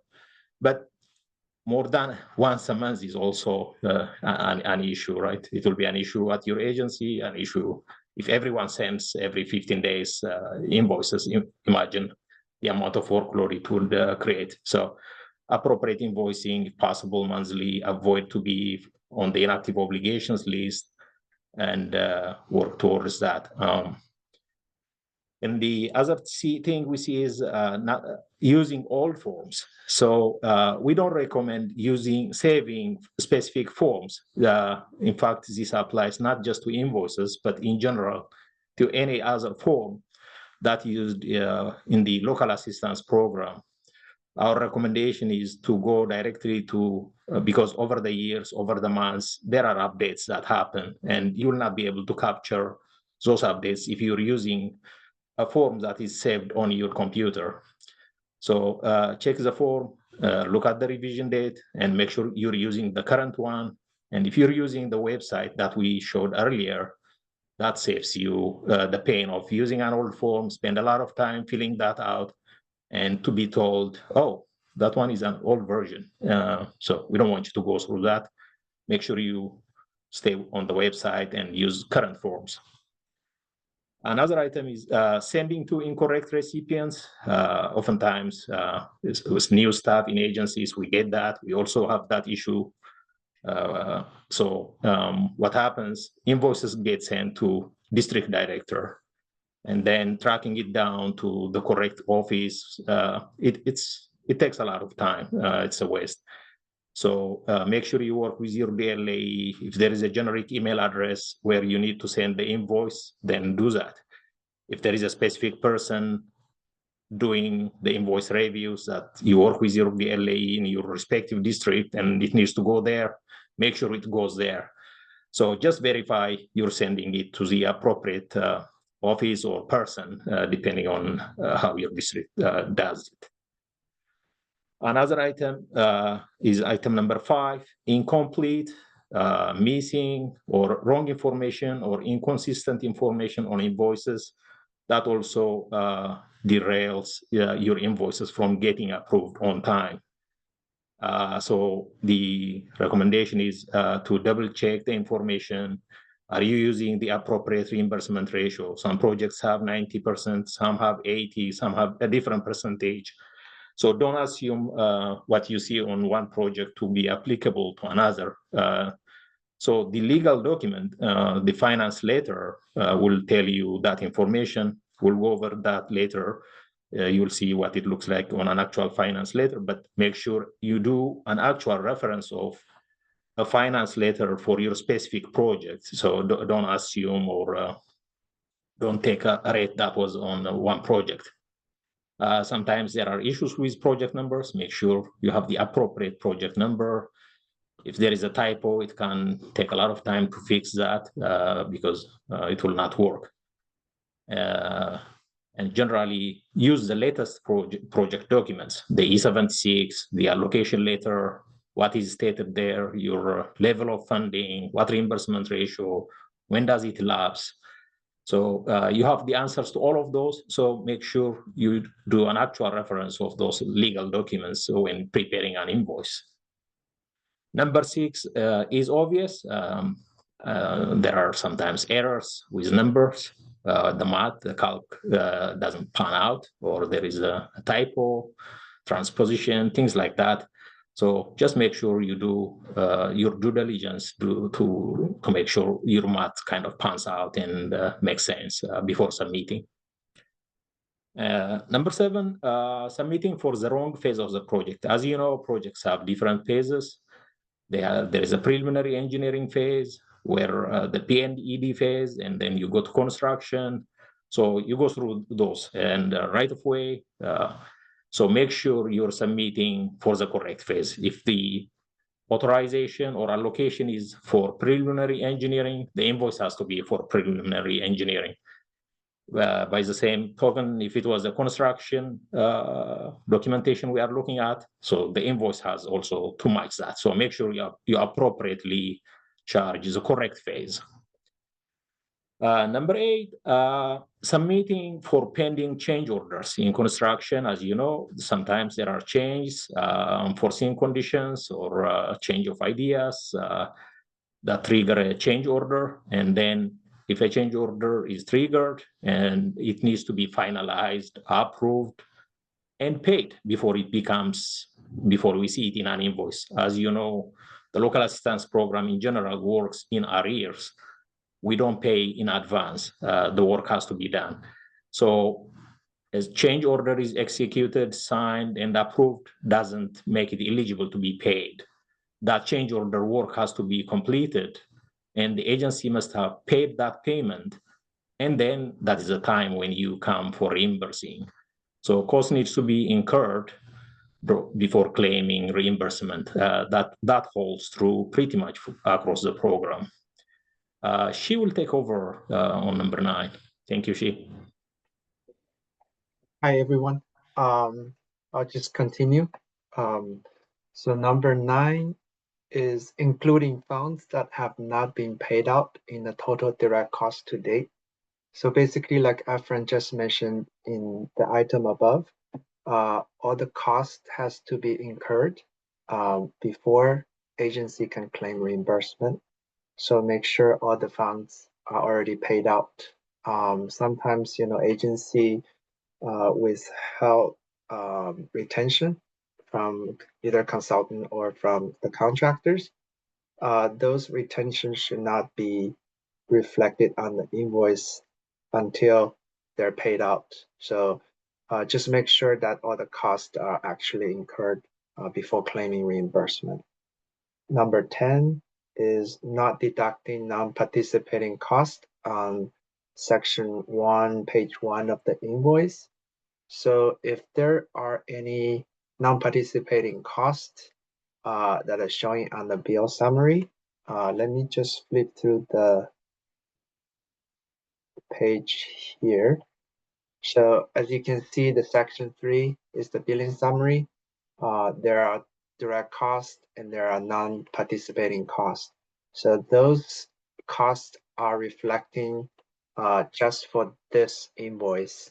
But the first page of the invoice actually is cumulative. So that's across all the previous invoices plus this one. So make sure whenever you have non-participating costs on this billing summary, those are added to the cumulative total so that the amount should be correct. Let me go back. So number 11, invoice checklist number 8, remaining balance less than the required state withheld retention. So we require to hold a retention of 40K or 2% of the federal funds, whichever is greater. So this is basically to encourage agency to submit final reported expenditures. In the past, we had experienced that agency had invoiced for all the funding in the progress invoice, and they have very little incentive to submit the final report expenditure to close out the project. So that's why we require now that we withhold 40K or 2% of the federal or state funds until the agency submit the final invoice. There are some special circumstances that we can consider waive this requirement, such as if your project is on an inactive list, and in order to keep it off the list, we may allow agency to submit invoice for a nominal amount just to stay off the list. But as a general rule of thumb, we're going to withhold 40K or 2%. Number 12, indirect cost rate are calculated incorrectly. So just like Efren showed you, the resources for checking your approved indirect cost rate on the CHAL website, make sure that the indirect cost rate are used for the correct fiscal year and also for the correct department. So even like an agency has public works department or some other department that are involved in this project, they may have different indirect cost rate. So make sure those are reflected correctly on the invoice. Number 13, invoice checklist 9A, 9B, A&E consultant contract form not approved. So we require that before you submit the first A&E consultant invoice, you need to go into this website. Let me click it open. This is also in chapter 10 of the LAPM. So you should go to A&E consultant contract form, and then you will be logging in with your local agency specific account. If you don't have an account, you can request it through your DLAE. And once you log it in, you should be able to input the consultant contract information. So this needs to be done before you submit your first consultant invoice. Number 14, invoice checklist 9A and 9B, disadvantaged business commitment not submitted for federally funded projects. So for all the federally funded projects, DBE is a requirement, and we would like to receive the 1001 and 1002 form from you before you submit the first consultant invoice. Number 15, it's also related to consultant. We ask you to submit a consultant contract or the issue task order before you submit the first consultant invoicing. So a lot of times we don't see that, and our engineers has to come back and ask you to submit those contracts, and that may delay your invoice processing. Number 16, submitting unnecessary supporting documents unless requested. So as of now, our invoice process is risk-based invoicing. We don't review like very detailed information like we used to, like years back.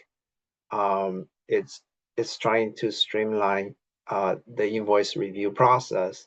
But at times, if our engineer have any question regarding the invoice, he or she may require you to submit additional information. But at the initial submittal, try to keep it only at the mandatory level, not more than the required.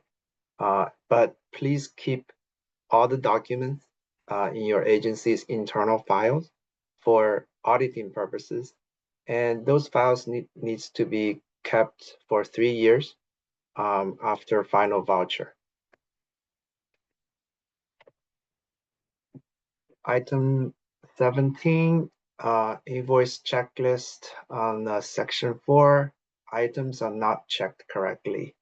So if you go to this checklist, there are boxes that says confirm or not applicable. So for example, if you look at the frequency, if it says all invoices, please check that for all the invoices. But like for example, if it's all first A&E consultant invoices, you should check it only for the first A&E invoices, but check not applicable for the subsequent invoices. So make sure those boxes are checked correctly, so that it gives us, the correct information to review. Otherwise, it might cause confusion, and our engineers might have to reach out to you to correct those minor mistakes. So the fewer mistakes you have on this, the more smoothly the process will go. Let me go back again. On item 18 is no signatures. So in total, there are 2 signature boxes that are needed from local agencies on each invoice. The first one is on page 2. So basically it's a certification from the agency. And the second one is on section 4 on the checklist itself. So make sure all those signature boxes are signed. And, as I will talk later, and date correctly. Okay, 19, revised disputed invoices not having a bill number with ABC or etc. So in District 4, we asked all our agencies to submit revised invoices with a symbol at the end after the number. So invoice 1, if it got rejected and the agency submit another invoice, they will note 1A. So that means the first correction. And if it got rejected again, then it will be numbered as 1B, etc. Your specific district may have some other requirement regarding this, but it's just a good way to keep track the revisions of invoices. Just reach out to your DLAE and see what the preference they have. Number 20 is revised disputed invoices not having revised dates. So whenever you are revising the invoice, it's very easy to ignore changing the dates. Basically, the date is on the first page of the invoice, and it has to be manually picked or typed in. It's understandable that when you're doing corrections in the numbers below, but you forgot to change the date there, but we will have to reach out to you if that happens because we cannot use an older date. The clock will start ticking on our end when we receive your invoice. We have generally 20 days at the district, 20 days at headquarters, and 20 days at state controller's office. So we would not want to see a date that's too dated like days ago before you actually prepared the invoice. That will basically eat into our time of reviewing and processing your invoice. So please make sure that you always come here and pick a date when you're doing revisions. Let's see. Number 21, award packages. So as you may already know, award packages are required to be submitted within 60 days of your contract award. And in order for us to process your first construction invoice, we would need a copy of the award package. So the best practice is to submit as soon as when it gets available to you, and then submit it to us. So that we'll get that out of the way when you submit the construction invoice. Item 22, submitting reimbursement for work performed after the PED date, the timely use of funds deadline, or the reversion date. So as Efren already showed you, the PED tool is a good tool that you can use to check for your PED date. It's also shown on your approved finance letter. So if you go, this is just example finance letter. If you look at at the top, it says project end date. That's in 2034 for this particular project. So you don't need to worry about the PED if you're submitting the invoice right now. Also on the finance letter, it also gives you the reversion date. And in this particular case, you're still good. You don't need to worry because it's still in 2028. But just a quick reminder, if say the date is June 30th, 2025, no, sorry, let's say 2026, we would require you to submit your invoice by April 1st, 2026, in order for your invoice to be processed, because like I said before, it takes time for us to review your invoice and our headquarter accounting, as well as the state controller's office. So all those steps needs to be done to make it before the reversion date. So that's why we set April 1st before of the year that your reversion date is due. The other critical deadline is the timely use of funds deadline. For projects that are managed by CTC, like ATP, STIB, or SB1 programs, you would need to be, the funding needs to be allocated.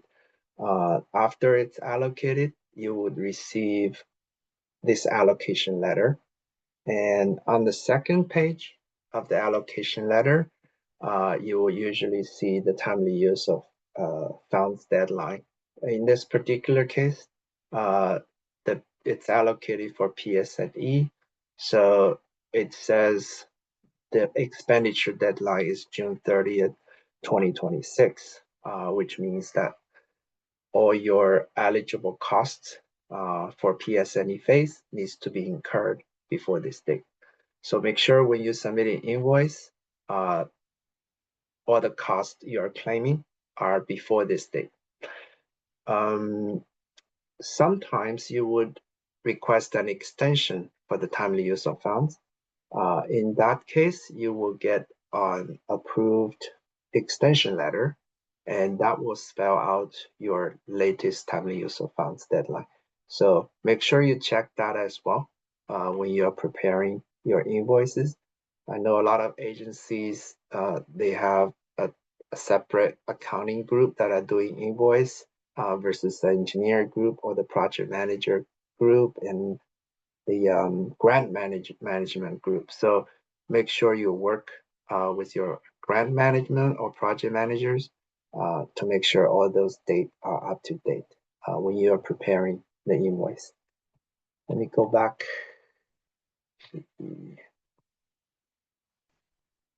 So number 23, invoice dated more than 30 days ago. So it's just a special case I called out specifically that, make sure you're using your current date as the invoice date.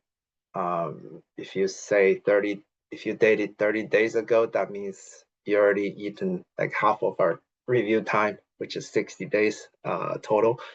And we will come back and ask you to redate it. So yeah, try to use the current date when you're preparing the invoice. That's the essence. 24, invoice signature date is before the invoice date. This invoice form is quite smart.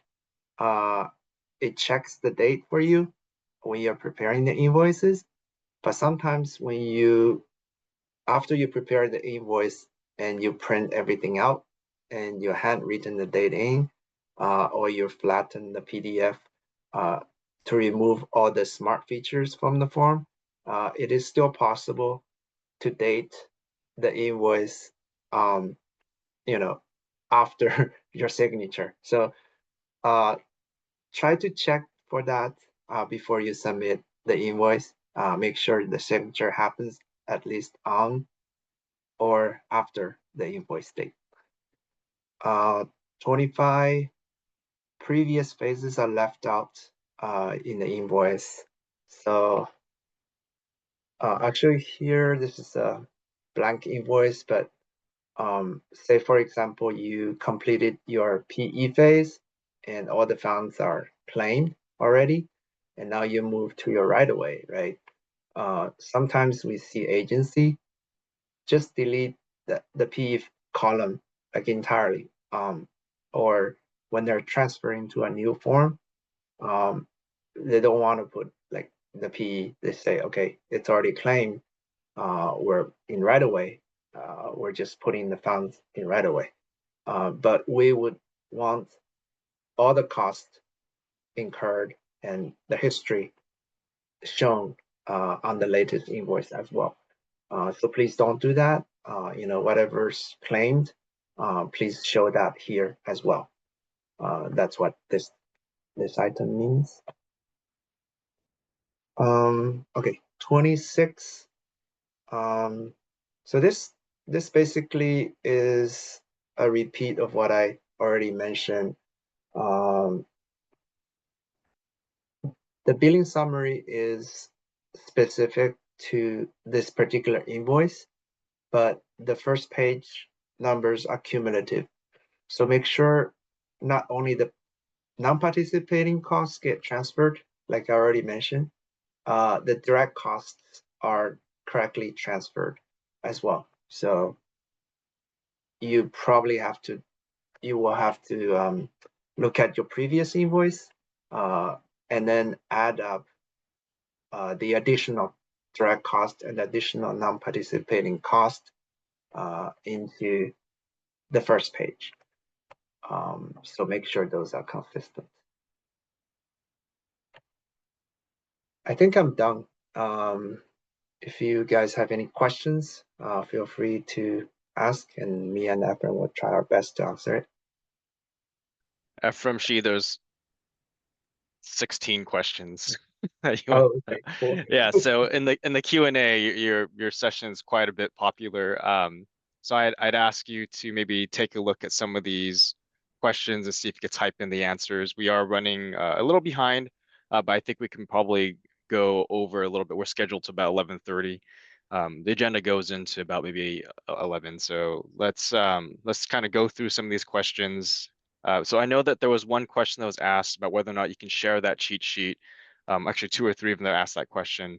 The presentations will be posted on the LTAP website in a couple days, so look forward to that. That should include the presentation that Ephraim and Shi are providing here, along with their list of links and cheat sheet items in there. Okay, so let's see. I'm going to go through this question right here. The first question is, what does Caltrans consider the last invoice date from the date columns in the payment history page? On the payment history page, it will just show whatever invoices were processed through. So you already know which one you have submitted because the date would show you there. And then you'll see if it was a warrant was issued or what the status is. For example, for this particular one. Okay. So Yeah, go ahead. Yeah, so this is basically a data pool from the state controller's office. All the data shown here means that the invoice has been paid by the state controller's office. It does not show the information that at the district or a headquarter county. So the last column basically means the date that the check has been mailed to the agency. Basically, it means that. And then it's just a tool that you can use to see if your invoice, if the check has already been mailed to you or not. But if you want to see the status of your invoice at the district or headquarter county, I would suggest you to reach out to your DLAE. And then the other thing is you can see the invoice number there because that is an invoice you submitted. And then if you see it was sent to SCO and warrant was issued, then you know that one is completed. The next question, I will try to answer that one. Is it possible to compare consultants to send monthly invoice or risk not being paid? I think that depends on the type of agreements, your contract with the consultants. So I will not, I don't think it will be appropriate for us to respond in there. What kind of agreement in terms of legal, your legal has to look at it, you know, it goes to another territory. But in general, what we are suggesting is monthly submission would be very reasonable. If not in 2 months, in 3 months, you know, that kind of time frame. Sometimes it can be a cash flow issue also. So we get that. We will assist agencies. So you will do that part at your end with your consultants. The change order question, local agency executes a change order. Yes, districts reserve the right to request a backup because we are now in a risk-based environment, how we review invoices in districts.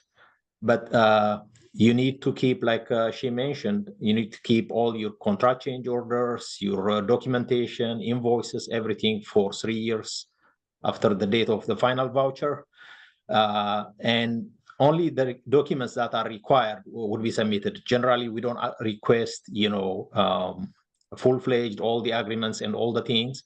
But if the invoice reviewer sees a reason to ask, we do reserve, Caltrans reserves the right to request for any backup.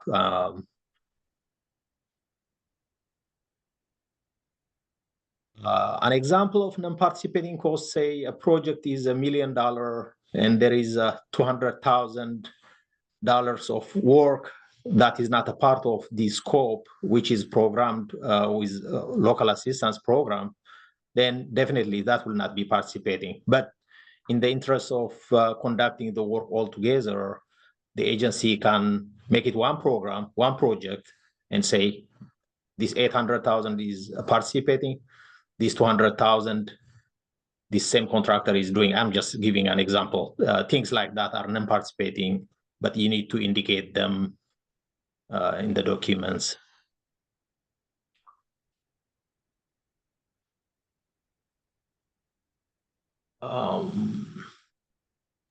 Ephraim, real quickly on the non-participating work question, is there a list or like maybe like a policy that Caltrans has that we can share? Not from top of my mind, but we can look and get a reference in there and provide it to you, Louis. Oh yeah, I'm just thinking maybe we provide it in this posted online on the LTAP website or something. I'm Okay, trying to think if there I was see. any reference in like chapter 5 of the LAPM that we could probably direct that answer to. Okay, Thanks. yeah, that's a good suggestion. Dollar thresholds to 9A, 9B, those are civil right forms, DBE. I'm not aware of, do you know, if there is a threshold? Since I'm sharing, I can't really see the question, but maybe let me stop sharing so I can see what's exactly in the question. Yeah, the question says, in regards to 9A and 9B forms, the DBE, are there dollar thresholds to consider? No, I'm not aware of any threshold. Yeah, me also. I'm not aware of the threshold. What is mandatory to submit with an invoice? It depends on, you need to work with your respective district, but in general, the general answer is under risk-based invoicing, unlike in the previous years preceding that, where we require every single documentation tied or made reference to needs to be submitted. And as you all know, it was taking a lot of time at our end. You are responsible agencies, and that time was kind of considered like a waste. So we are approaching the invoices with risk-based. So you are the first line of defense. You need to check all your invoices, all the documentation, and submit only what your district asks you to submit as a backup.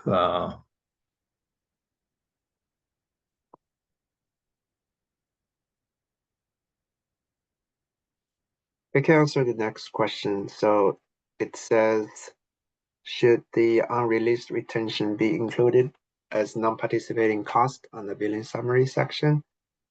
Since it's also listed in the section 1 invoice as part of the deduction to total participating cost. So I think it's in District 4, we asked agency not to include, our released retention in the invoice form at all. Only after that is released, it is a direct cost.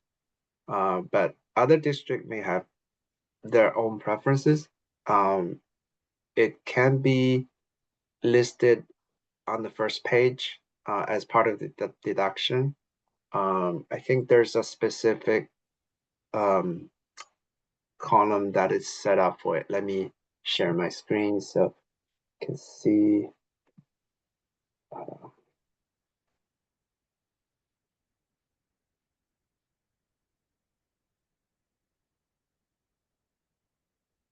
So you can reflect unreleased retention under the other. I believe if you click on the drop-down button, there's a retention category there. So if you want to reflect that there, that's fine. But in our district, we asked the agency not to reflect the agency retention until they're released in the total cost. But check with the DLAE of your specific district. And I'll try to attempt to answer Diane's question. For audit purposes, is there a list you can share for all items we must ensure to keep per Caltrans retention? Frankly, every document that local agency uses to establish that invoice need to be retained. We have a lot of audits happening, just like you get audited, local assistance also gets audited, and even email communications are being coming to the audit, and auditors are asking, what does this mean? How come this decision was made, and things like that. So it can be emails, it can be backup documents, finance letters, actual reimbursements to contractors, to consultants, communications with contractors, with consultants, any backup documents, invoices that you processed, invoices you rejected, any documentation that has financial implications on an invoice would definitely need to be kept during the retention period. Regarding the payment history webpage, it is not a page that we maintain. It's just an additional resource for local agencies to see, we did submit this invoice under this name, that number on this date. You will just be able to check if a warrant was issued for that. It's just an additional thing. So the dates listed there might not make sense to you that much, but when you have a particular invoice on a particular project, I think it makes sense to see what exactly the status of that at state controller's offices. Like she mentioned, once the invoice is received at our end, what is happening, then the agency needs to work with their area engineer or with their counterparts in the district.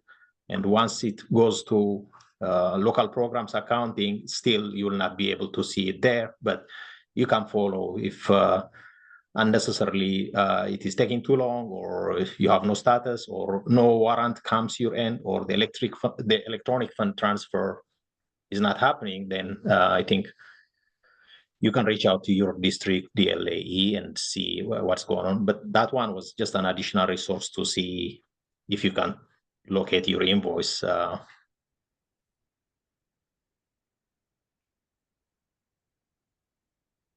So Ephraim, real fast, there is one question above about the common mistake number 11. Can you address that? Number 11. It says, for common mistake number 11, remaining balance of 40K or 2% applied to federal state funds. That one, the general, local agencies get payments, or they submit invoices and get reimbursed through progress invoices.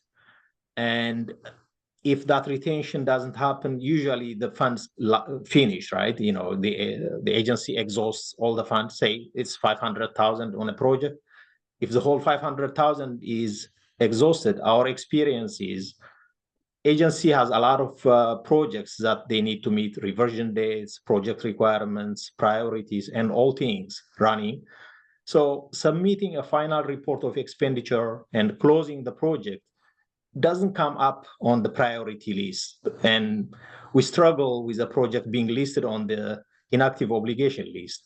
We reach out to agencies, they say, oh, that one is zero. We already got everything. Yeah, you got paid for everything, but the project is still open and it's showing, unless you submit a final report of expenditure and a closeout package, then it is understood as if it is an active project, even though there is no funding sitting on there. So the solution to that is to retain some money to incentivize local agencies to do the final report of expenditure report and properly close projects. That way they are not open for a very long time and the reporting becomes an issue. What is going on with this project? It's not closed. There is no funding on it, kind of issue. That is the story behind that point. Yeah, so, and also to the question specifically is asking, is the 2% applied to like one phase at a time or the total grant?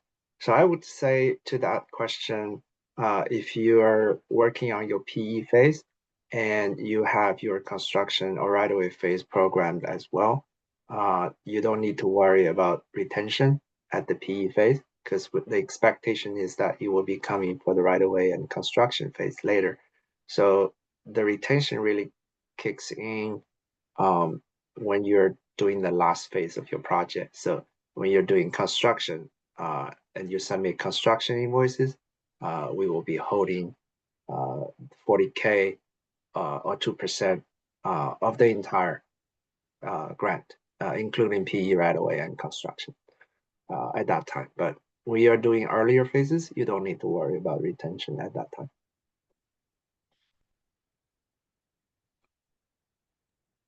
Okay, the next question. For revised invoices, if the best practice is to update the invoice date with each new submittal, does that mean that the invoice form needs to be signed again by the authorized representative with each new version? So technically, yes, but you can work with your area engineer, see if they can review the draft version first, so to avoid like minor corrections having to be signed again. So after everything's set and final, then you can submit a signed version. But yes, with the expectation is that the revision needs to be signed each time. Okay, next question. Do all projects have a reversion date and PED? I have seen some finance letters without a PED. Yeah. Go ahead, Chief. Yeah, years back, we don't have PED, but reversion date has been there since the beginning, I would say. So if you see a project that doesn't have a PED, probably it's a older bridge project that has been there for a long time and there's no E76s for like years. But once you have additional funding put on your project, it's required to establish a PED by FHWA. So you will see that they approved finance letter. If you don't see it on your existing project now, that means no PED has been established. It could be just an older project. Okay, just to know, I have been clearing some of the repeat questions that were answered by Ephraim and Shi. But going on to the next question, I want to give this maybe another 5 minutes. I do want to give Scott some time for his item before we lose too many participants because of the survey. The next question is section 4, checklist number 8, 40K or 2% of the federal state fund retention. Is retention only applied to construction phases or all phases? So I think I kind of touched on this before. If your project has PE right-of-way construction all programmed, then during PE phase, we're not going to retain your funding because the expectation is that you will have future phases. But if your project only has PE program right now, then we will put the retention on your PE. Okay, next question. When submitting a final invoice, do we list the retention payment in section 3?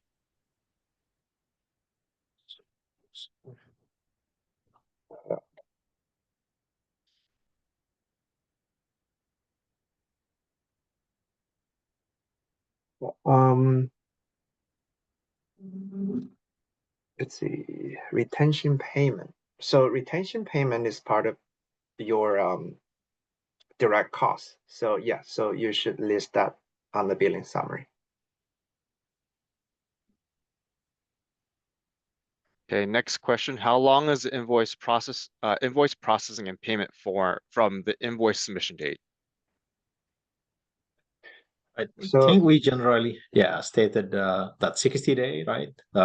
20 days in district, 20 days in headquarters, and the 20 days for the state controller's office. But that doesn't mean it always takes that long. It can just be in a week at district, in a week at, but the general rule of thumb is that. That's why when the reversion date is June 30th of a year, we require invoices to be submitted April 1st of that year for it to be clearing. So yeah, the general rule of thumb is 60 days. Okay, I think you touched on this one as well. Regarding retention, how should it be accounted for on section 3 of the invoice? Yeah, so that could be reflected on as the direct cost. You could say retention release and on the billing summary. Okay, next question. Is a final inspection form required for state-only funded ATP projects? If yes, which form number? There is, if it's state only funded, there is no final inspection form. The final inspection form is only for federally funded project. But there is a specific, I would say a final report expenditure form for an ATP project, state only, that you have to fill out before you close out the project. I can't remember the number right now on top of my head, but I can look it up later. Okay, I think there was a follow-up question to that. That is for a final invoice for an ATP state-funded project. Is a final inspection form required? What form? I think you covered it.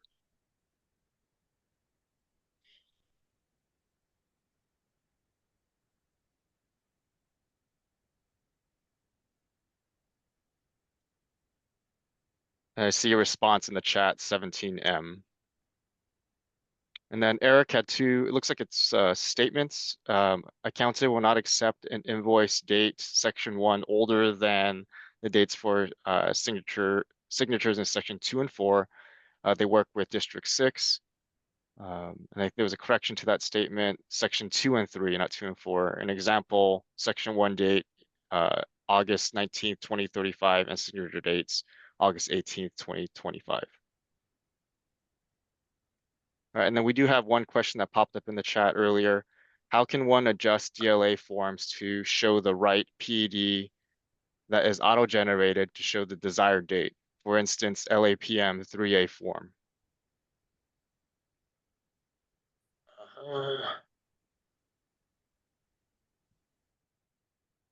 I'm not clear what exactly. Yeah, not that clear what the question is. Yeah. Yeah, it looks like they want to be able to change the PED date that's auto-generated to a date, manually change the date basically in the LAPM 3A form. Well, the PED, it is when you're extending, you do request an extension with the reasons and all that. It follows a process to get it approved, and only then you can change to that actual.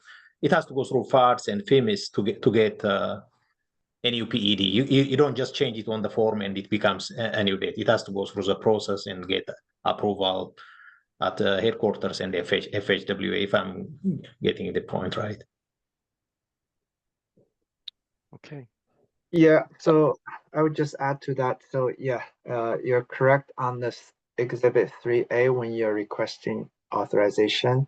The PED date is calculated based on your estimated phase completion date plus 1 year. So that you cannot change because that's the default, but there is an extension process. So if you go to follow the link in the resource section and goes to the PED tool. There is a web link that allows you to request an extension for the PED date if you need additional time. But the 1 year plus your completion date is a reasonable amount of time that is set as a kind of a default, so you cannot change that. I'm not seeing any other questions. It's 11:16 now. I do want to give Scott some time to talk about the LTAP training updates and to go over the survey, specifically new topics. So if you have new topics, start thinking about them right now. Yeah, so Scott, I'll hand it over to you. Thanks, Louis. My name's Scott Jakovich. I'm with the California LTAP. After that great set of presentations, I'll try to move through this quickly. I'm sure everybody's ready for a break. You might have received an email from me this morning or maybe something similar for previous training. So hopefully this isn't the first time you've heard about us. As Mark mentioned in his intro, one of the ways that we partner with Caltrans DLA is to host events like these to keep you informed about training and funding opportunities and key policy updates. And equally important is to assess how well we're meeting those needs for your organization. So to that end, if you'll bear with me, we'd like you to complete just a short survey while I present some things that are coming up. See if I can bring that up.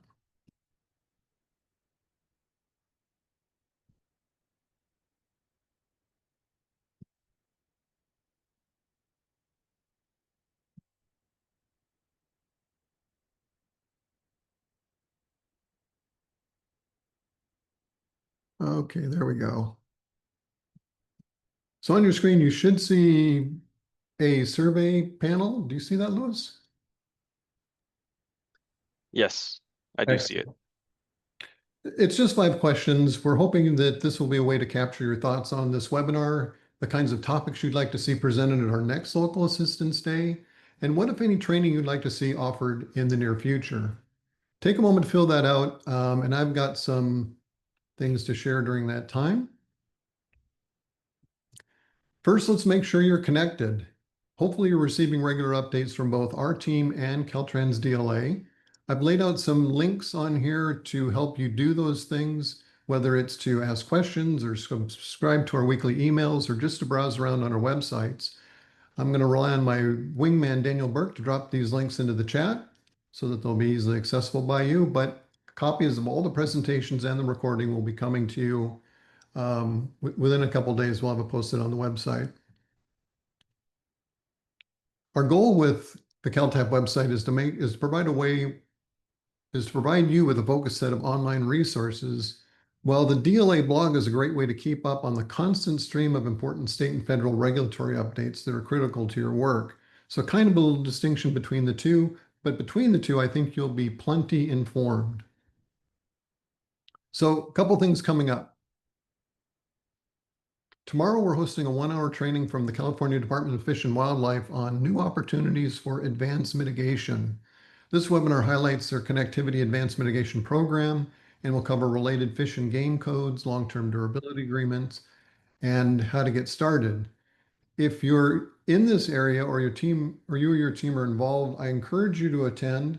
This webinar is free, and our presenter, Laurel Lowe, is a tremendous resource from Fish and Wildlife.